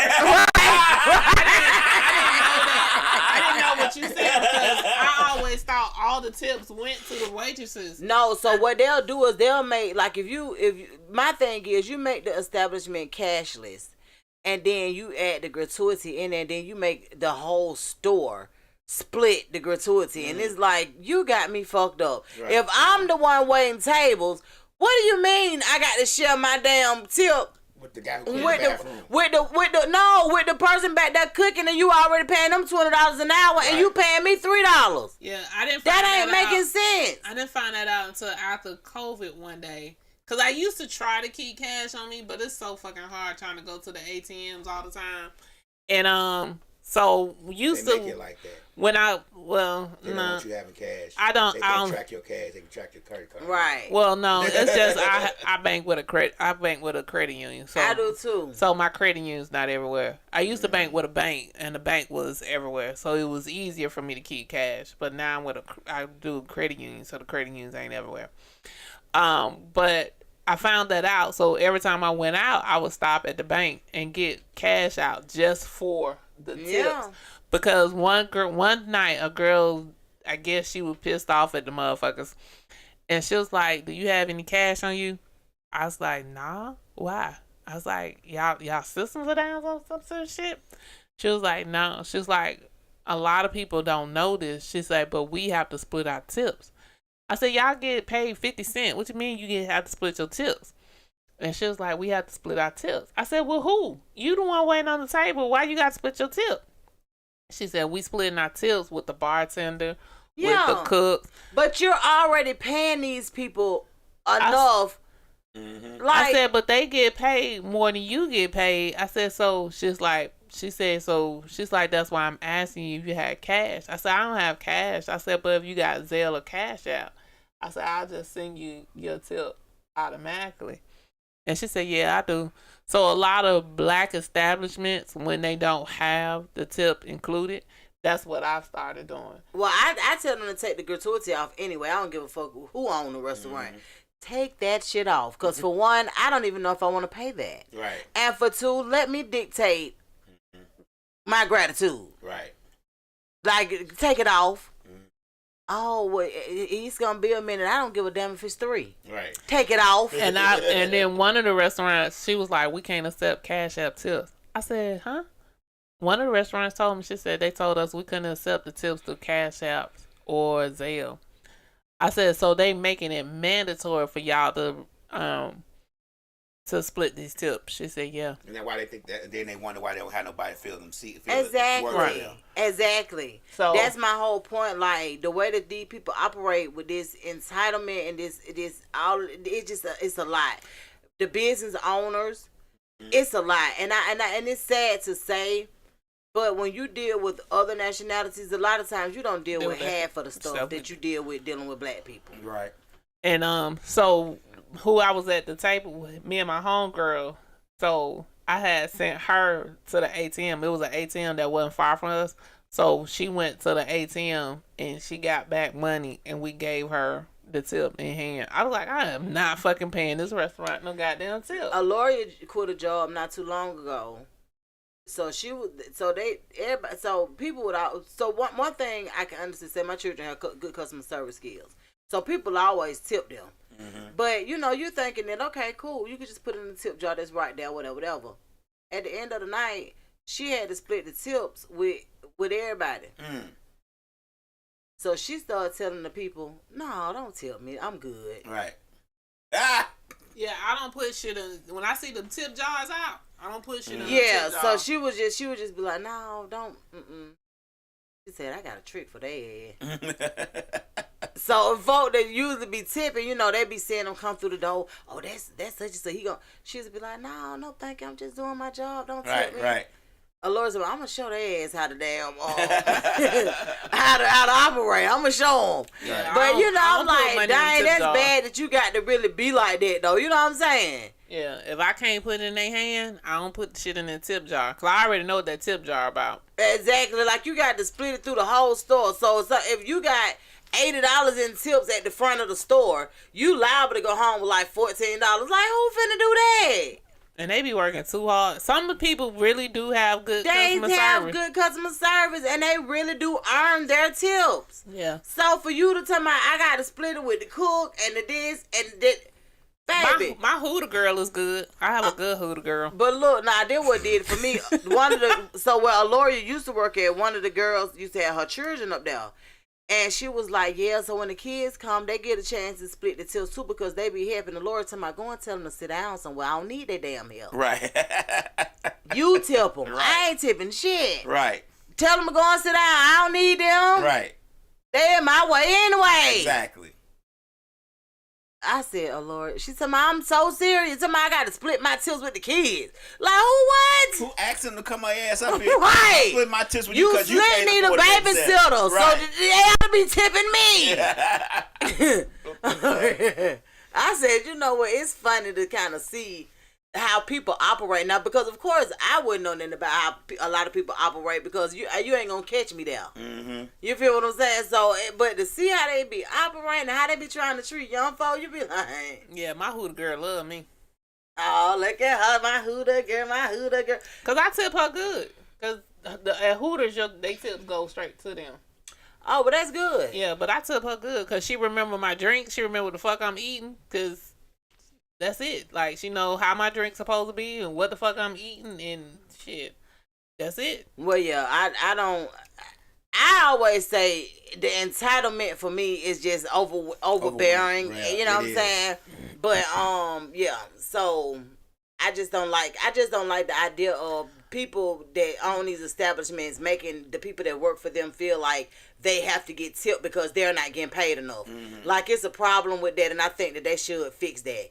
Definitely the minimum wage for servers needs to be fixed. Yeah, it does. Like your livelihood should not be. Yeah, your livelihood. No, the waiters and waitresses may make $3 or $4. I mean, I know that, but I'm just saying I didn't know minimum all wage of that was need still at to increase. And as long as they can get away with it, they gonna keep. That's going. what I'm saying. But just on the up and up, all of it need to be increased because your livelihood should not be dependent on if somebody tip you or not. Right. That's just like the other day. I'm looking at Sporadic. Mm-hmm. He was talking about he do Instacart and some other stuff that he do, and he was saying how people don't be wanting to tip. Well, if people already ordering that high shit and you got to bring it, if they can tip, they will. But some people can't afford to tip. Some people prefer to go get it themselves, but they don't have a car, so they use Instacart. That's what I'm saying. So, for you to be talking about, oh, well, they don't have no tip, I always act like the food got lost and this, that, and the other. And I'm like, what kind of, like, you people don't understand. You telling on your own integrity and your own moral compass. You know what I'm saying? But people like that, because I use Instacart for my mom. So she be like, can you go by the grocery store? If I know I'm not coming straight home, I'm like, what you want? I'm going to Instacart that shit to you and get that shit the fuck out the way. But they don't realize we already paying the delivery fee. Thank you. I pay a monthly fee to be in this shit. Mm-hmm. So I'm paying a fee to be in this shit are the fuck ready. Then I gotta pay a delivery fee. Right. Then if the store is not close to fuck where I'm at, I'm paying an extended fee also. So I'm paying the delivery fee. Then I gotta pay an extended fee because you know I'm in bullfuck Egypt. So I'm paying an extended fee for you to go to the store to go get this shit also. And then you want me to turn around and pay the tip. That's what I'm saying. That's a lot. So my grocery order may have only been like $60. By the time all them fucking fees don't got there, That shit is like $80. Right. Everybody don't have the extra $20 to add the fuck on. Even though now, Justin, you know, they do the other people shit. The Afterpay and the Klarna. I mean, yeah, they do, but my thing is, why do I need to do the Afterpay and the Klarna for some goddamn groceries? Like, I'm not understanding that like, yeah, and I'm glad that we do have that option. But them fees do rack the fuck up. Yeah. Because I was like, wait a minute, how much was my groceries? Goddamn, what the fuck I just paid extra in? Yeah. And then not even to mention the prices that's on the groceries is increased too. Mm-hmm. That like you ain't paying if I pay $2.99 for Miracle Whip if I go to Kroger. If I get it from Instacart, that shit is an easy $3.15. So $3.20. And that's what I was finna say. Some stuff is lower on Instacart versus what's in the store. I ain't never seen that lower. What you see? Some stuff is I shop out of Publix, so the store that I definitely ain't shopping at no goddamn Publix. That's the grocery store. Damn, you rich? No, remember I'm not paying I don't want to pay the extended fee. I got the closest grocery store to me. You rich. The closest grocery store to me is Publix. So that's who I have the Instacart out of. If I Instacart from anybody else, I got to pay the extended fees because everybody else too far from me. Well, baby, no. So Publix. But y'all keep y'all hit it. So y'all keep that in mind when y'all don't want to contribute to these holiday dinners and shit. So Publix. That shit high. A lot of stuff at Publix will be cheaper. They have a deal with Instacart. So a lot of the stuff is cheaper through Instacart. Well, I don't know because I've never seen anything that's cheaper on Instacart. But what I do know is a tip is an appreciation. It's saying, thank you so much. I had it. And I had it to give you and you was real nice. A tip is not mandatory. A tip is not, you're not entitled to a tip. But don't they get paid to drive Instacart? They do. Okay. So that's what I'm saying. So when a person tips you or whatever, and then like for you to act like the food didn't get there, or for you to act like for you to do some low down shit like they ain't put no tip in there. You don't know them people might be gonna tip you in cash. Mm-hmm. You don't know. You the one chose this job though. Right. You do know that shit. Right. You know that you chose this job. Right. So I'm not understanding where the wires get crossed at when your ass don't get a tip. Mm-hmm. You ain't gonna get a tip every time. Everybody ain't got it. And your service may not be what the fuck you think it is. Right. Because that person, the video that went viral of the person that refused to get a lady her groceries because she didn't get her a tip. Yeah. That shit was that a skit? Because it's a lot of skits been going on. No, that shit was for real. Really? Yes. That lady took that shit back to the goddamn store. Okay, let's move on. Why in the hell would that? That's always make Let's move on to Christmas and holidays. Yeah, let's get back to that. Well, no, that's my whole point of saying all of this stuff is super expensive. So when it comes to holiday dinner, just being honest with you, if you're going to other people's house, and this is a part of holiday etiquette too, if you're going to other people's house, take something. Like me personally, like with our family, I love the way that we do it because we make a contribution of $25 to whoever the house is that's hosting. Okay. So that's something that we like to do. But we'll also take, like with me, I usually take tissue or paper towels. I think you should bring something, whether it's a holiday function or anything. If somebody has invited you somewhere, I think the etiquette should be you supposed to bring something, period. What you bring today? I ain't coming to your function, but we functioning right now. But I did bring some alcohol. What you bring, girl? She got that incredible. She got that David Banner over there. Oh, really? I got an incredible hug over there. Okay. But I feel like if somebody invites you to a function, you are supposed to. It's not even a holiday function. If somebody invites you somewhere, this is how I was raised. This is how I'm pretty sure you was raised. If you're invited to a function, you are supposed to bring something. I don't give a damn if you go to Kroger and go get one of them caramel, one of the vanilla pound cakes off the goddamn rack for $5.99. You are not supposed to show up to anybody's function, barbecue, Thanksgiving dinner, Christmas dinner, anything, unless it's a baby shower. Well, shit, even if it's a baby shower, it's supposed to come with a fucking gift. Of course. You're not supposed to show up any fucking where empty-handed. Well, so I absolutely agree to that to a certain extent. But unless what about the people that money. show up? What about the people that show up with liquor and shit like that and then take it back with them when they leave? If you show up with liquor, you supposed to leave it. I have for the let me tell y'all, and being a bartender for private events, because I only do private events, I have learned that a lot of people have no coof. None.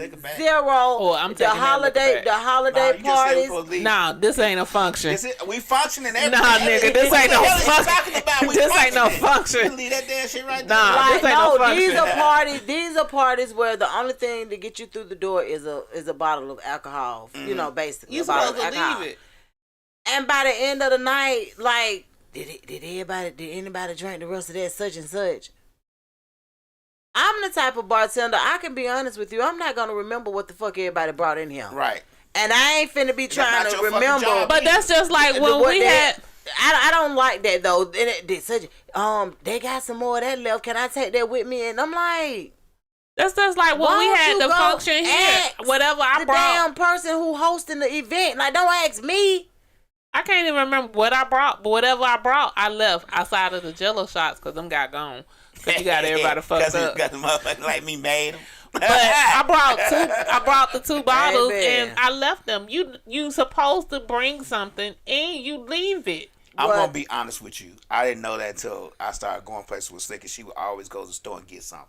I'm like, what the hell is because everybody not raised like that. She like, you got to bring something when you go. I said, I'm bringing meat. Right. No. And it's like, but you ain't no damn treat. Go pick some shit up. That's a subject. That's a matter here of we opinion. go. Please don't. But everybody. A treat. But I honestly think that it may not be such a Southern thing, but I think that it is to a certain extent a Southern thing because the way that I was raised. But my mama, even when somebody died, before we went to their house, we stopped. We got tissue. We got paper towels. We got sodas. We did a whole laundry list of shit that we got for people when we go to their homes when somebody passed away. Right. And a lot of people used to be like, at first it was foreign to them because they're like, why y'all got all this? And we like, because this is what we do. And you gonna need it. People and they don't understand that until it's like, go and get that stuff that Gloria Jean done bought. Because that's why you bring it. Because guess what? It's going to be asses wiping. It's going to be folk need a little knacker for that. They going to need a little knacker. Yeah. It's going to be folk want to pop them drinks. Right. Like that. It's just certain things that people going to do in certain settings. And my mama was always that mama. Yeah, and my mama, she cook food. My mama don't go to the store and buy tissues and stuff. My mama is famous for her baked spaghetti. So my mama's finna make 2 or 3 pans of baked spaghetti. She was like, go to the store, here's the list, get all this shit. And she come back, it take her 2 to 3 days to make her baked spaghetti. And that's what I'm taking, like when somebody die. And 2-3 days. Wait a minute. What? I was supposed to say, what damn spaghetti is this? Make her baked spaghetti. What the hell she do to it? It take her that long to make it. Cause it's not like I called it 2 or 3 days. I was like, what the hell? It's not regular. She don't cook it like regular spaghetti. Oh, okay. Yeah. Oh, okay. So like we take 2 the big metal pans. It be deep. And it be them big pans. And so now since everybody don't eat pork, we've started making it with turkey. Oh, okay. Turkey instead of the ground beef and stuff. Well, yeah. So, but it used to be like Italian pork sausages, ground beef. Oh, but my mama put a whole bunch of meats in it. So it's just not ground beef. So it's like different meats in it, different cheeses in it. Okay. Different like bell peppers, like this shit is don't put no bell peppers. I'm telling you, I don't put no bell peppers in my. You can pick the motherfuckers out. Oh, you don't like bell pepper? Hell no. Really? That ruin the food. Well, what about for dressing? Do you eat dressing? I do. Well, I'm sorry. And they try to make mine without. Did you eat some? My mama used to chop hers up so small though. Yeah. You wouldn't even know. I'm pretty sure if you ate some spaghetti and when Gloria Jean died, you ate it. Yeah, because I don't know if I did, but I can tell you this: when Carlos and Rika dad and stuff, none of them showed out. I mean, they showed up to the house with so much food. I was like, what the hell? Yeah. But Did y'all buy out the whole chicken spot? But that's how we was raised. Right. Like that's what we do, and it's like, and then sometimes, like by the time we like, damn, wonder if we get too much. Like maybe we should. You be thinking about like. And then my mama get on to me. But yeah. She was like, you ain't do nothing. I was like, shit, mama, I'm sorry. I was like, I had this going on at work. I had this going on at work. She was like, but you know you were supposed to do something. Ma, I'm only one person. Like, fuck, I can only do so much. But it's in the way life is set up now, man, it's so different. But I think about, and I always tell people, like, I think about a lot of the stuff that my mama instilled in all of us that a lot of people didn't get or don't get or whatever. And we think, cause even Auntie Jackie, like my mama's, she's our aunt, but my mama was more like sisters. Even with them, like when they holidays, they were cooking, and me and my aunties talk about this all the time. We all made a contribution to the holidays by the store runs. They only thing we wanted Mama and Auntie Jackie to do was cook. Right. Let me tell you. Everybody had their own agenda. Like, you go to the store and you get this for this. You do that. So everybody pitched in, and even back then groceries wasn't that expensive. Right. I mean, it wasn't that cheap. Right. Like, it was still expensive. So honestly, you were gonna spend at least $100. Right. Making a dish. My mama started cooking Thanksgiving dinner today, and it's only 4 of us. How did she start the day? My mama has, because that's what in her mindset she has always done. She has always started cooking Thanksgiving dinner early. She has cook it and freeze it, and then when the week of Thanksgiving, she takes it out and finish cooking it. So today she started cooking Thanksgiving dinner. I said, Ma, it's only 4 of us. It ain't gonna take you that long. We ain't having a whole dinner. So what's something that y'all gonna have for Thanksgiving? Oh, I already know the whole menu because I took her ass shopping yesterday. We having what y'all have that's always gonna be there, like the staple. Well, I don't have a true Thanksgiving dinner every year. Oh, okay. So this year the kids said they wanted a true Thanksgiving dinner because apparently they not going to their fucking daddy's house. They typically go to his house and they don't eat at my house, so we don't normally have Thanksgiving dinner. You sound like you're a little upset about that. Fuck, I am. Yeesh. So we having greens, broccoli casserole, macaroni and cheese, ham, ribs, and peach cobbler. You know the ribs is not traditional, right? So y'all ain't cooking no turkey? No, the ribs are replacing the turkey. Oh, I don't feel like frying. No fried chicken. I don't feel like frying shit. Normally I would fry a turkey. I don't feel like frying. Oh, why you guys? First of all, Thanksgiving is like a week or two away. What do you mean you don't feel like? How you know you ain't gonna feel like frying no goddamn turkey? Because I don't feel like it today. But you might change your mind tomorrow. The way my mental state is right now, I'm not. Okay, so we out of there. So what do you for you, Lab? What's a Thanksgiving dinner like? What's something you know y'all gonna have? I don't eat greens really. So greens. You don't eat collard greens? Nah. Mustard or turnips? Nah. Oh man, y'all need to come with us for Thanksgiving. You tripping? Rika does, and she cooks. Not like I eat Rika's because she cooks them good, but I don't eat them. It's not. You're not gonna say to me. I'm not gonna say to you.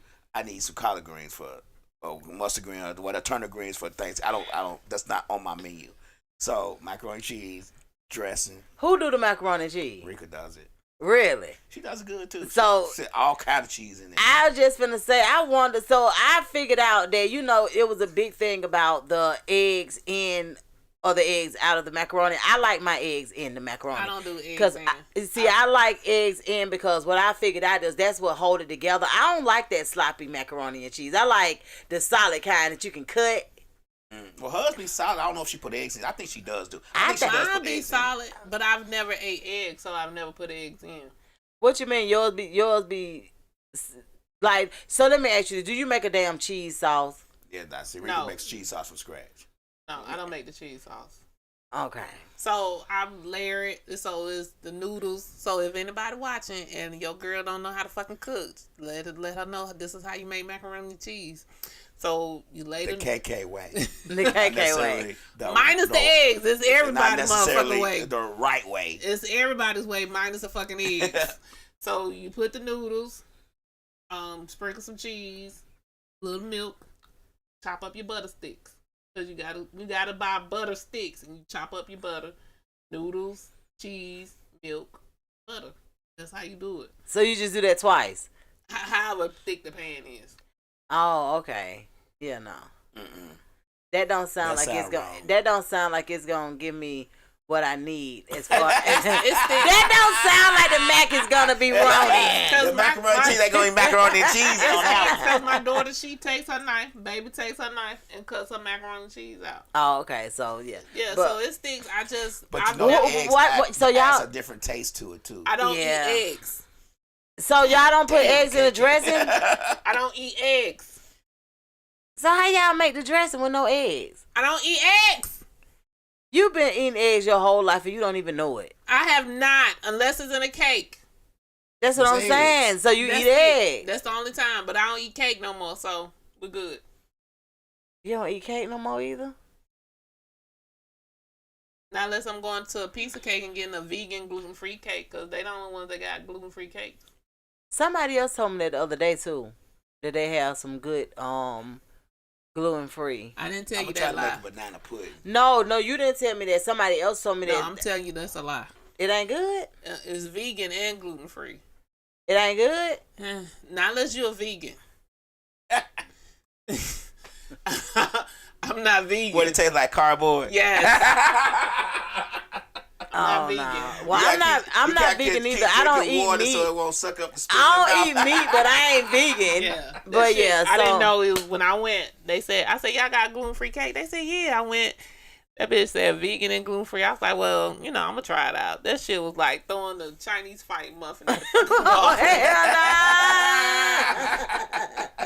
I was like, I'm good. Pocket ass piece of cake. Right. What you say? Don't even worry about that shit. Don't even worry about it. I will make my shit from now the fuck on. But you know I got to have gravy, though. I got to have gravy with my Thanksgiving because I poured over macaroni. Gravy on macaroni? Not over your dressing? That too, but on macaroni. Most definitely on macaroni. So who made the dressing for y'all? Rika's mama made. Okay. She used turkey or chicken? I think she used turkey. Yeah, my mom. She put it in there though? In the dressing, yeah. Everybody put meat in their dressing. You're a goddamn lie. Who don't put meat in their My dressing? mama ain't never put no meat in her dressing. Really? Hell no. I didn't know that. No. Well, I can't say what my grandma knew because my grandma wasn't. They didn't cook. My mama put, but you can't tell it's meat in her dressing. But my mama chopped her meat up real fine. Nah, you can tell it's meat in the dressing. Not in my mama's. She chops. I be like, Mom, you finna lose a finger. Nah, I don't play that. Hell nah, don't put no meat in my shit. I want my shit regular. But okay, That keep is going. And so that is my mama regular.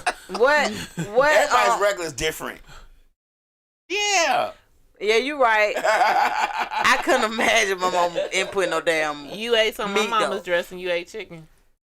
Yeah, I always put chicken. Now I know I haven't eaten much of anybody's cooking since I stopped eating meat. Right. I don't even go nowhere hungry. Because I make sure I already tell know. people. Yeah, I already know that people love to insert meat, and see, my family don't cook like that. Yeah. Like they ain't inserting meat and shit that no, they ain't doing that. Rika said, if you ain't dressed at my daddy repast, Val made that. No. I didn't even eat.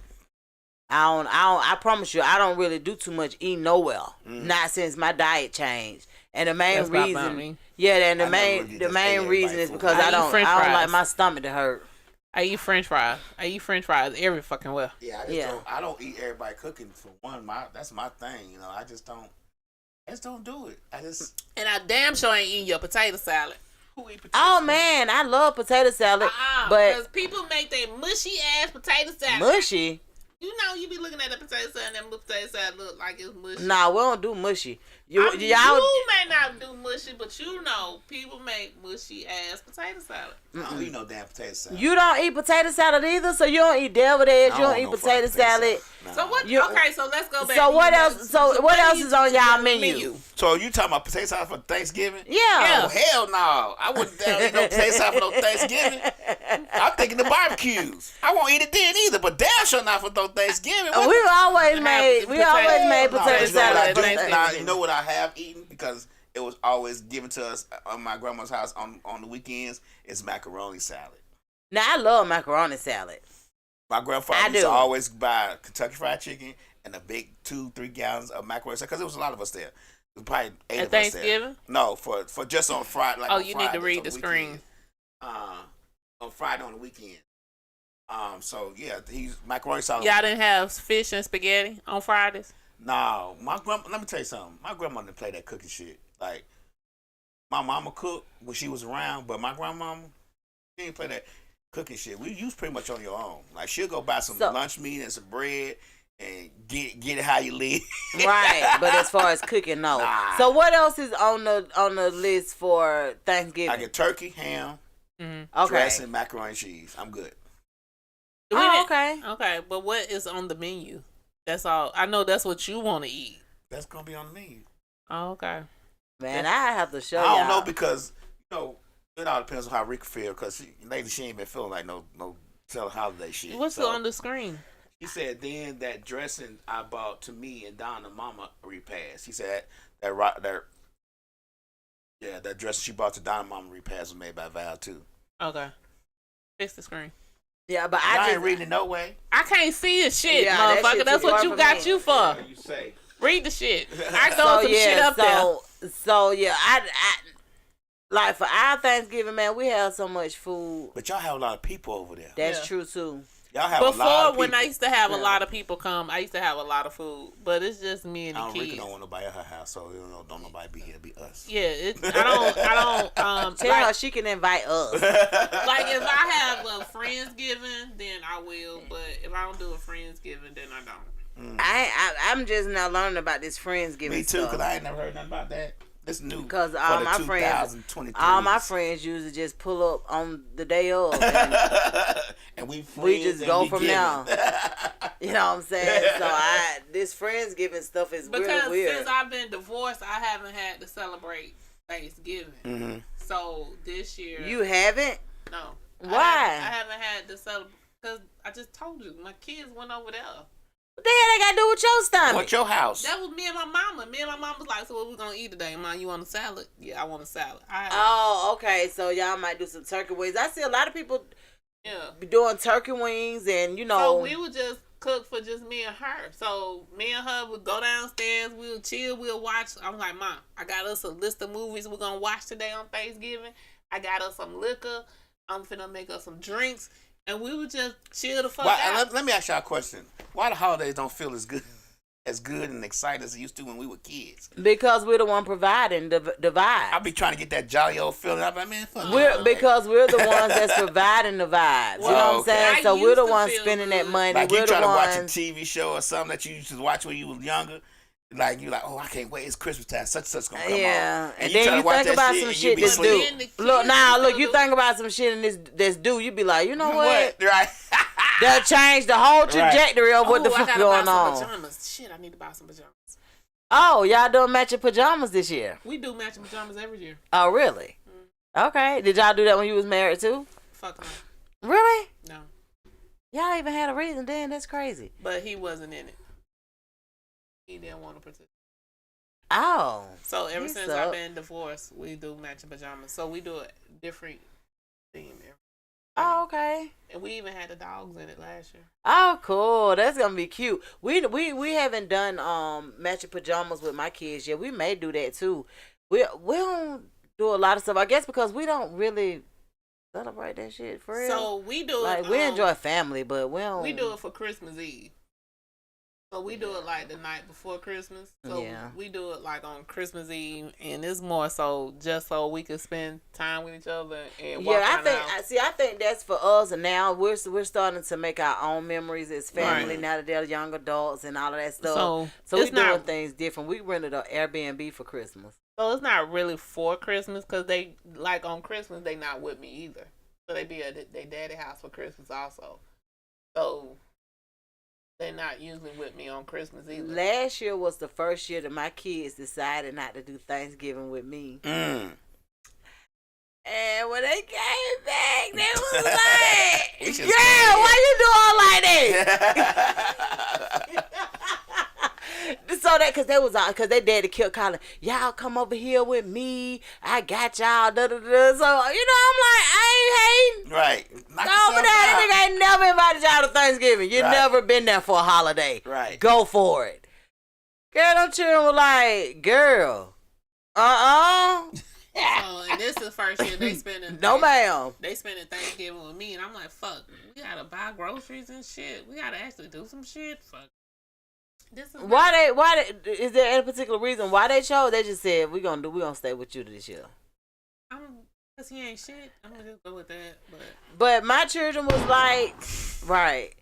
But my children at first they was like, yeah, cause they was excited last year. We going over their house. I ain't open my mouth. Just watch that bitch cook. Terrible mom. They goddamn baby, cause that stepmama they got for the fail. Baby, that stepmama they got been at them for many years. So y'all just be careful and watch her. Well, cause I'm like, me and my mama, she get on her couch, I get on my couch, I fix out some drinks, and we recline that bitch back. I got my big ass TV, and we be watching TV. So y'all don't be worried about nothing. Nah. And now here comes some children talking about they staying at the house. Right. And they want to cook and shit. They put in their orders. Go back to your daddy. Right. Your daddy calling. Right. But the holidays, they are a lot different than when we were younger. They are, a lot of people having to, like for me, I've never been the mama that's stressed out about holidays and Christmas and stuff like that. Only because me and my children we be cool. Like we don't be on that. So like even if they wanted something for Christmas, they could tell me that shit in September and they gonna get it in September. Mm-hmm. Like I ain't never been the one to wait to Christmas. Like I ain't waiting on no one day. Y'all ain't finna tell me who. Well, my mental baby, I can't afford it then, baby. Right. My mental capacity ain't there right now, so I'm struggling. What's wrong with your mental? It's not mental. Why? It ain't mental. I'm depressed. And what I have learned within the past 60 to 90 days is that a lot of people are high functioning depressants. And they're able to go to work, they're able to do certain things, but they still struggling. And I want to do something for you. I wonder what is something that can be done. I've been depressed forever. I'll be depressed every day. I'm so depressed. I put myself back in therapy. We ain't having no depression. Why did you stop? This ain't no depressed race. Like what would make you stop? We all depressed. You ain't. Hold on. We ain't no more. I'm more depressed. This ain't no damn depressed race. What? This is not a competition. We're trying to help each other here. This ain't a depressed competition. This is just us talking. What the hell are you talking about? But why would you? But what would make you think that you could stop therapy? Because I thought I was better. I did therapy for 7 years. So I actually, consistently for 7 years. Consistently with the same person. Every month for 7 years. How many times a month? I went twice a month for 7 years. Okay, and I went 4 times a month for 7 years. For a long time. I don't know for 7. It was probably about 5 or 6 years. But the person that I went to, I can't find. She ain't in the business no more. So I'm scared to go somebody else. So I put myself back in it last week. The thing about it is, though, what do you feel like you get from therapy that I can't? Because everybody else all my friends are going through their own shit. So, and most people, I agree with her. You don't want to put your shit on somebody else going through their own shit already. Yeah, and everybody believes that everybody's supposed to be strong. I don't want to be strong. That's not true, because let me explain something to you, and I always tell people this. My strength will never be determined by how much bullshit I can tolerate. Right. I don't even want people to think that my strength should be determined by what the fuck I can tolerate, because that's irrational. But that's what people think. Like, everybody say you a strong black woman. Oh no, I'm not. Pick another word. I'm not, because I'm finna fall the fuck out. I'm down. I'm dead. And like I told my dude today, I was like, nobody calls and checks on nobody. Nobody calls and checks on me because they automatically think I'm good, because I'm always been good. But I had to be You know what's different about that though? Because I don't call and check on you, because I don't really call and check on nobody. And maybe I should do a better job at that from a friend standpoint, because when you just said that made sense. And a lot of times when people call me, You know why people don't call and check on nobody? I'm gonna tell you the reason. People just don't think that anybody wants you in their business. No, it's not that. Everybody has their own shit. I was about to say they have their own like stuff. I call with their own. I call and check on people. I'm like, you good? And I was like, I'll just send a text message. But I ain't never checked on me neither. What the hell she talking about? But liar. No. Lies. You got Rika. Okay. And Rika just had 2 deaths in her family. Major deaths. So I'm gonna talk to her about my shit. So in other words, we have to do a better job at checking on each other. But so like, and I told my dude today, I was like, nobody calls and checks on me. And I was like, for 18 years, I had to carry and struggle and be a strong black person and deal with everything that I dealt with. And I said, and I went through therapy and I thought I was better. And I was like, and I'm about to fall the fuck out. Mm-hmm. And nobody even noticed that I'm about to die out here. The thing about it is, though, let me. No, not literally. No, not literally, but it's power in the tongue too. But right. let me just kind of go back off of that. So I know for a long time I didn't reach out or check on you and stuff like that, especially when you were in a marriage, because I've always felt like your person is the person you with. You understand what I'm saying? Right, so exactly. You may not want to discuss certain things with me. I'm your single friend. I'm everybody's single friend. And a lot of times they don't want to say certain things to me, because I can be honest with you. If that shit don't sound right, I'm going to be like, well, bitch, that shit don't sound right. I don't give a fuck what my marital status is. That shit sound crazy. What you going through? What you going through ain't cool. Start shit. You might need to be the single friend. So I'm that friend. So I'm going to keep it 100 with you. So, but a lot of times when people are in relationships and stuff like that, I don't check in on them. If I feel like you got your person, I probably won't check in on you. And the main reason is because sometimes that causes friction. Most of my friends that are married, their men never wanted them to fuck with me. I don't know if I had too much goddamn sense. I don't know what it was. They never wanted influences. No, let me tell you something. They never wanted them. It's because you're single. So I could speak from my per se. Like, my ex didn't want me to have none of my friends. Regardless. Because all of my friends were That's single. abusive as fuck, though. That's abusive. That's crazy. Shit, I was abused. That's what I'm saying. Like, that's crazy. That's abusive. Like, how you gonna tell somebody you don't need nobody but me?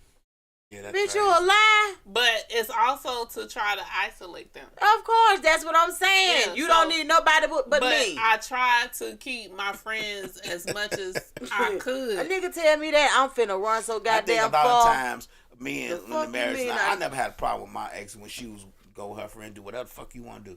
But one thing I learned, and this just me speaking, if motherfucker gonna do some shit, they gonna do it regardless of who they fucking around. And then the second thing to that was because a lot of men want their wives to have married friends, but not the single friends, because they think the single friends is gonna get them to do some shit like you said. They gonna do what they want to do. I just don't understand why a marital status holds that much weight. Right. It doesn't. It doesn't. It should. For some people, it doesn't. For some people, it does. People do.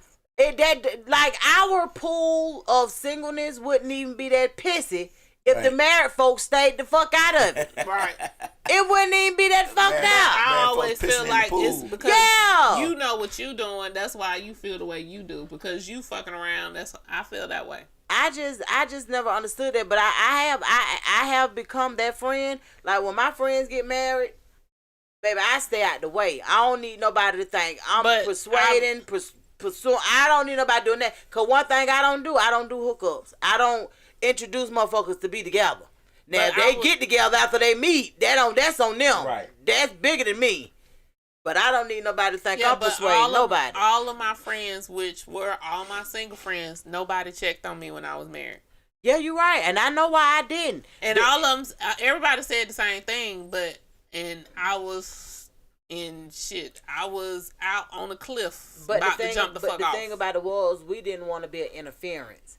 And I can only speak for myself because I have seen it go so many awkward and crazy ways, from a marriage standpoint. Your opinion, what you feel, what you think don't hold no weight because you're not married. I'm not in the business for that. I never got married because I didn't want to. Right. Like being proposed to and all of that didn't excite me. Okay, I have always been the kind of person where I wanted a man who wanted to be a husband. I didn't see the men that proposed to me wanting to be husbands. They just wanted a goddamn wife. Mm-hmm. I will not, even at my 45-year-old age now, I would not be the traditional wife. You go wash your own goddamn drawers. And throw me a couple of pads now too. Like, I'm not going to be the traditional wife. Now, if I got time, it's some things that I'll do. But I was always the traditional person. Yeah, that's what I'm saying. I knew for a fact from an early age that I wasn't gonna be traditional. Mm-hmm. And for an early age, but that's not really traditional. A husband want you to do some shit. That ain't traditional. That's just they fucking ass. No, but this is the thing right here. Like she's saying, like she ain't gonna like. Especially when people into the church and all, like they spend a lot of time teaching women how to be wives, but don't put a whole lot of effort in teaching men how to be husbands. So when you think about it, the people that benefit the most out of marriages, just being honest with you, are the husbands. And the main reason why I say that is because when people divorce, let me just say this: when a man and a wife divorce, you know who usually moves on the fastest? It's the husband. The husband. Because they like the benefits of what a marriage is supposed to be. That's why they could be habitual marriers or habitual matrimony motherfuckers. Like, they can be that. And a lot of times women, when they come out of marriages, they're recovering. They're in a recovery mode. And that's why you talk about me the way you do with my relationship. Yeah. Because I'm still recovering. And that's why I struggle the way I do struggle in a relationship, because I can't do what I need to do with a relationship because it's hard for me. But who says that and I'm gonna go back to this traditional thing. I've never ever, and I was married for 25 years, and the age that I got married, I guess maybe play a role in that. I've never needed my wife to wash anything. It's not anything. That you need her to. Let me finish. If we're talking about the benefits of the marriage, I don't think I benefited anything, because everything that a man would need a woman to do per se, I already knew how to fucking do. It's not. It ain't about you knowing though. It's not about you knowing how to do it. I don't want her to do it. I do it myself. It's not that you need her to do. Like okay. So you expected her to do some things, Lab. Yeah, I expect her not to follow somebody else's dick. That's all I care about. Now let me tell you that too. Take that out. No, that's all. But you're telling me what I require, and that's all I require. Listen to this though. Just because you know how to do something doesn't mean that you don't expect for your mate to be able to do it. But this is what I'm saying. So as a young, her to clean the house. No, I do that because for once she's not gonna do it like I was doing it. As a little girl, women are conditioned and trained. Yeah. They're conditioned and trained. They're conditioned and trained for the traditional shit. Who defines the tradition though? Okay. That's what I'm saying. Society. So like for me, my mother would get up every Saturday morning and clean the fucking house. Guess what? Who the fuck else was getting up every Saturday morning at 7:00 in the morning cleaning the fucking house. Was she telling you had to do that? Guess who she was waking the fuck up? Oh, okay.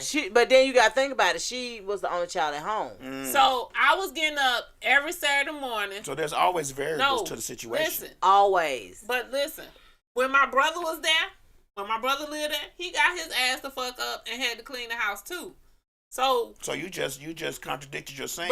But she wanted him to know if he didn't have a woman, if he wasn't married, like you said, you knew how to take care of yourself. Mm-hmm. So she wanted him to still be able to take care of himself if he didn't have somebody. Because you still got to be able to live in the world if you don't have somebody. It's not a guarantee you're going to find a mate and be with somebody. So he still had to be able to figure out and take care of some shit.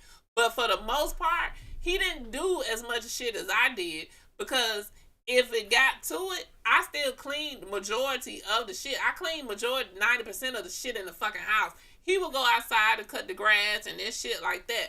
I was cleaning the baseboards. I was cleaning the blinds. I was washing the clothes. I was cooking. I did all this shit. I started doing that shit when I was like 7 to 8 fucking years old. And that was your mama preparing you for a husband.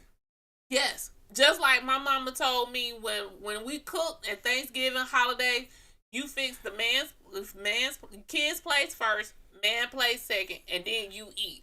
That's how I was fucking raised. And then when we had get-togethers at our house, like when I got married, and then I would have get-togethers at my house, that is how I did. That was what I did. I fixed the kids' plate, I fixed my ex-husband's plate, and then I fixed my plate. And then when other wives would come around, they was like, "What you doing?" I'm like, "I'm fixing the kids' plate." It was like, "With the kids," and then I fixed the kids' plate. They was like, "So what you doing now?" "I'm fixing my ex-husband's plate." It's like, "Why you fixing his plate?" That's how I was raised. No, I was raised to tend to men and be attentive. Now, hold on. I can say that. I guess I'm having a problem with the We're not saying traditional it's requirement. not a requirement. I don't think that a lot of men, well, let's just put it this way. Me. I don't require none of that shit. We didn't say it was a requirement. Sometimes it's an expectation. I wasn't trained to say your wife, and I had uncles. So you would think that they would say, your wife's supposed to do this, your wife's supposed to do that. That was never taught to me. So I can't never say that was a traditional thing that was taught to me, that I was supposed to expect my wife to do anything. And maybe I wasn't expecting her to do nothing. And as far as me knowing how to do things, it wasn't because my mama wanted to teach me in case I didn't have anybody. It was because my mama wasn't fucking there and I had to do it. So it was just... So you wasn't even taught. You had to learn it. I had to learn it. Yeah, so it's different. It's different for everybody. I know with us, now we were taught how to treat one another, as far as the male-female relationship go, whatever. But what I'm saying, when I say traditional, there are certain things that if you're around older people, then there are certain things that tradition is, even if we don't agree with it. I just knew from an early age that tradition wasn't my thing, and it may have been because tradition wasn't really my mama's either. Right. So like with for instance, a lot of people used to always be like, my mama would always explain to people how even with the finances work. My mama could spend whatever she wanted to, and the only thing, her check, my mama didn't even know how much her check was. It went into the account, or she signed it out to my daddy whenever she got paid. It didn't matter what her check was because it wasn't no limit to what she could spend, if that made sense. So it was always non-traditional in a way for her too. So therefore, when my daddy got killed, it was a lot of things she didn't really know how to do because she hadn't had to do it. So when I say traditional, how my mama lived and how my dad and them operated, just being honest with you, it wasn't the traditional. The same thing with my mother and my dad. So when I got married, I was like this. I had blinders on because my daddy would go take my mama car out every Sunday night and fill it up with gas. So my mama never had to go fill her car up. Not unless she went out like later on in the week and then just happened to need gas or some shit like that. Right. But my daddy always filled my mama gas tank up. So I'm thinking the nigga I'm married is gonna fill my gas tank up. He wasn't raised that way. No, and I wouldn't have been that person either. I'd be like, well, what you mean? But see, that's what I'm saying. That's what I'm saying. There are certain things when you are in love or when you're in a marriage and you want this marriage to work and it's two people working towards.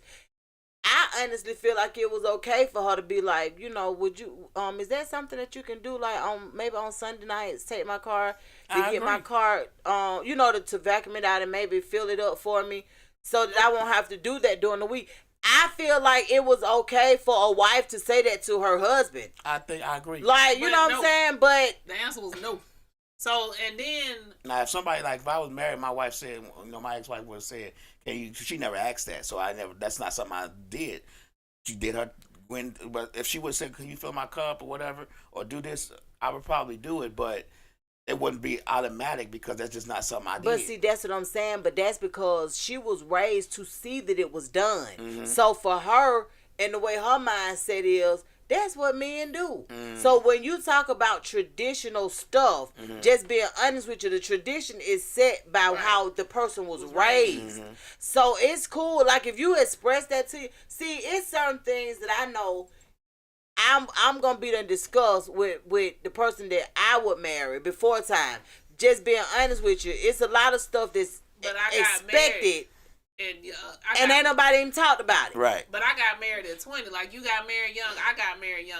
So that's what I'm saying. So you live and you learn and you figure out, oh, this some shit I need to find out before. I was like, oh, this ain't some shit that every man do. I was just thinking like every man go fill up they wild gas tank, and I'm like, if I'm cooking dinner and I'm cleaning the house and washing clothes, you supposed to go fill up my fucking gas tank and go wash my car and cut the grass.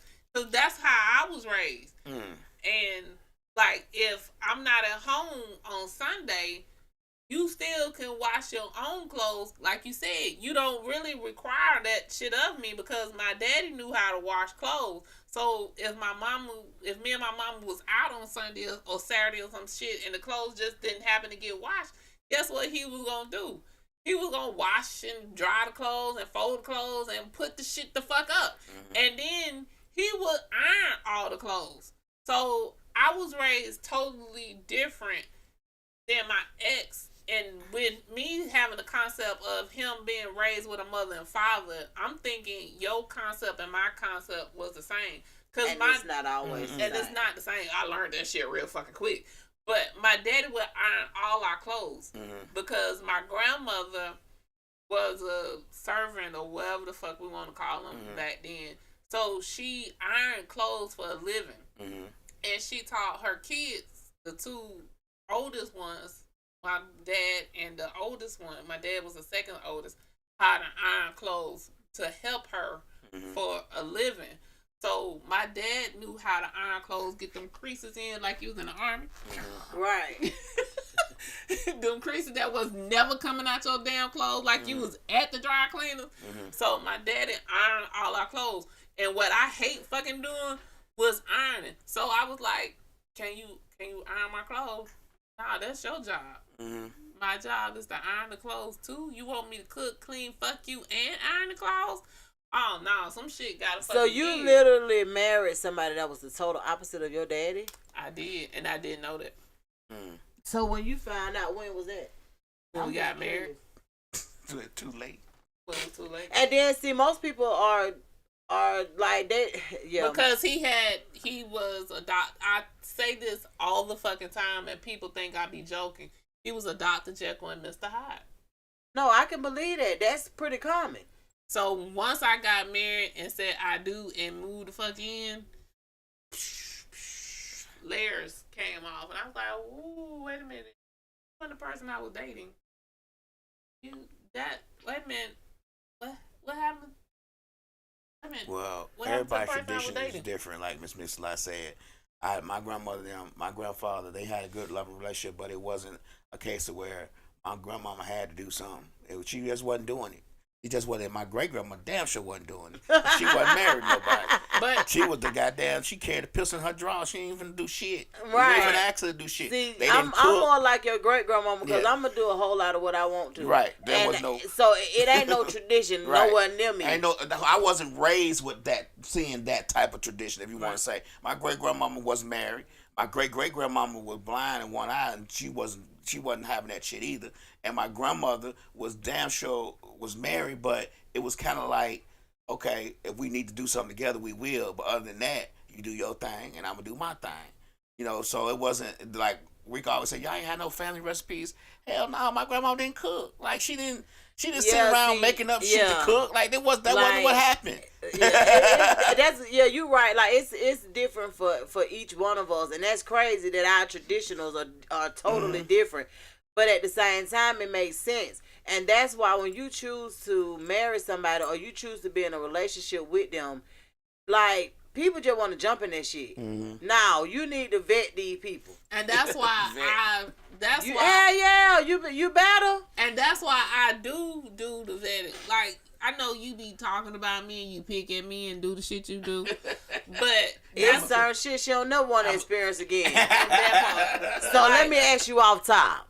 Goddamn. Right. And when I figure it out, but yeah. Like, that's why I can't just say we go together, and that's why I can't just be hooking up with you in the motherfucking club when we go separately and shit like that, because that shit just does something to my mental capacity, and my mental capacity can't deal with all that shit. Well, I'm going to leave it there. Well, I mean, yeah, because everybody know about how much they can take, but it only makes sense. All I can tell you is, y'all, it's holiday season.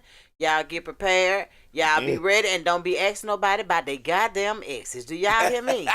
Do you hear me? Don't ask nobody about their damn ex. Don't ask nobody that. If you don't see them with them, don't ask them. I don't care if it's about the kids. Don't ask them about the kids either.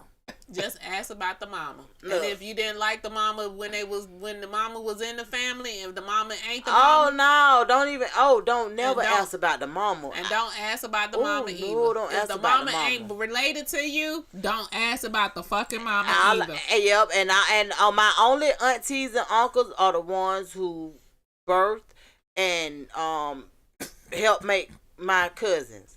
Yeah. In other words, if you didn't help make my cousins, oh shit, don't ask about them. Don't ask. Don't ask. No. With a K. Right. And ask. And yeah, and y'all do what you do, and for that macaroni and cheese, put an egg in it. And don't be trying out no goddamn TikTok recipes at Thanksgiving. Exactly. No new ideas. And y'all take that damn meat out the dresser. Okay, bye.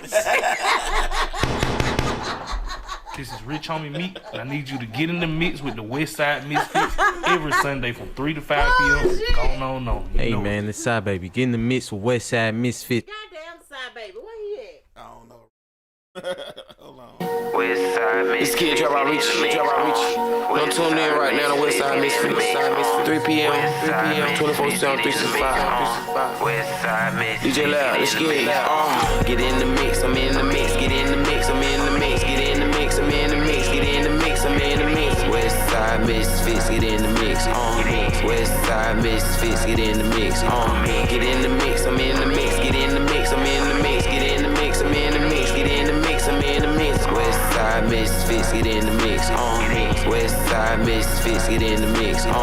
Going live 3 o'clock p.m. You need some service, hit them in they DM. When I'm at the spot, go and get the pot. Cooking work while I listen to me mix a lot. They don't tell lies, they just stay fast. Hurry up, go and follow, it's Tay-Mac. Slick 316, be wildin'. Shout out those not a 2000. Get in the mix, I'm in the mix, get in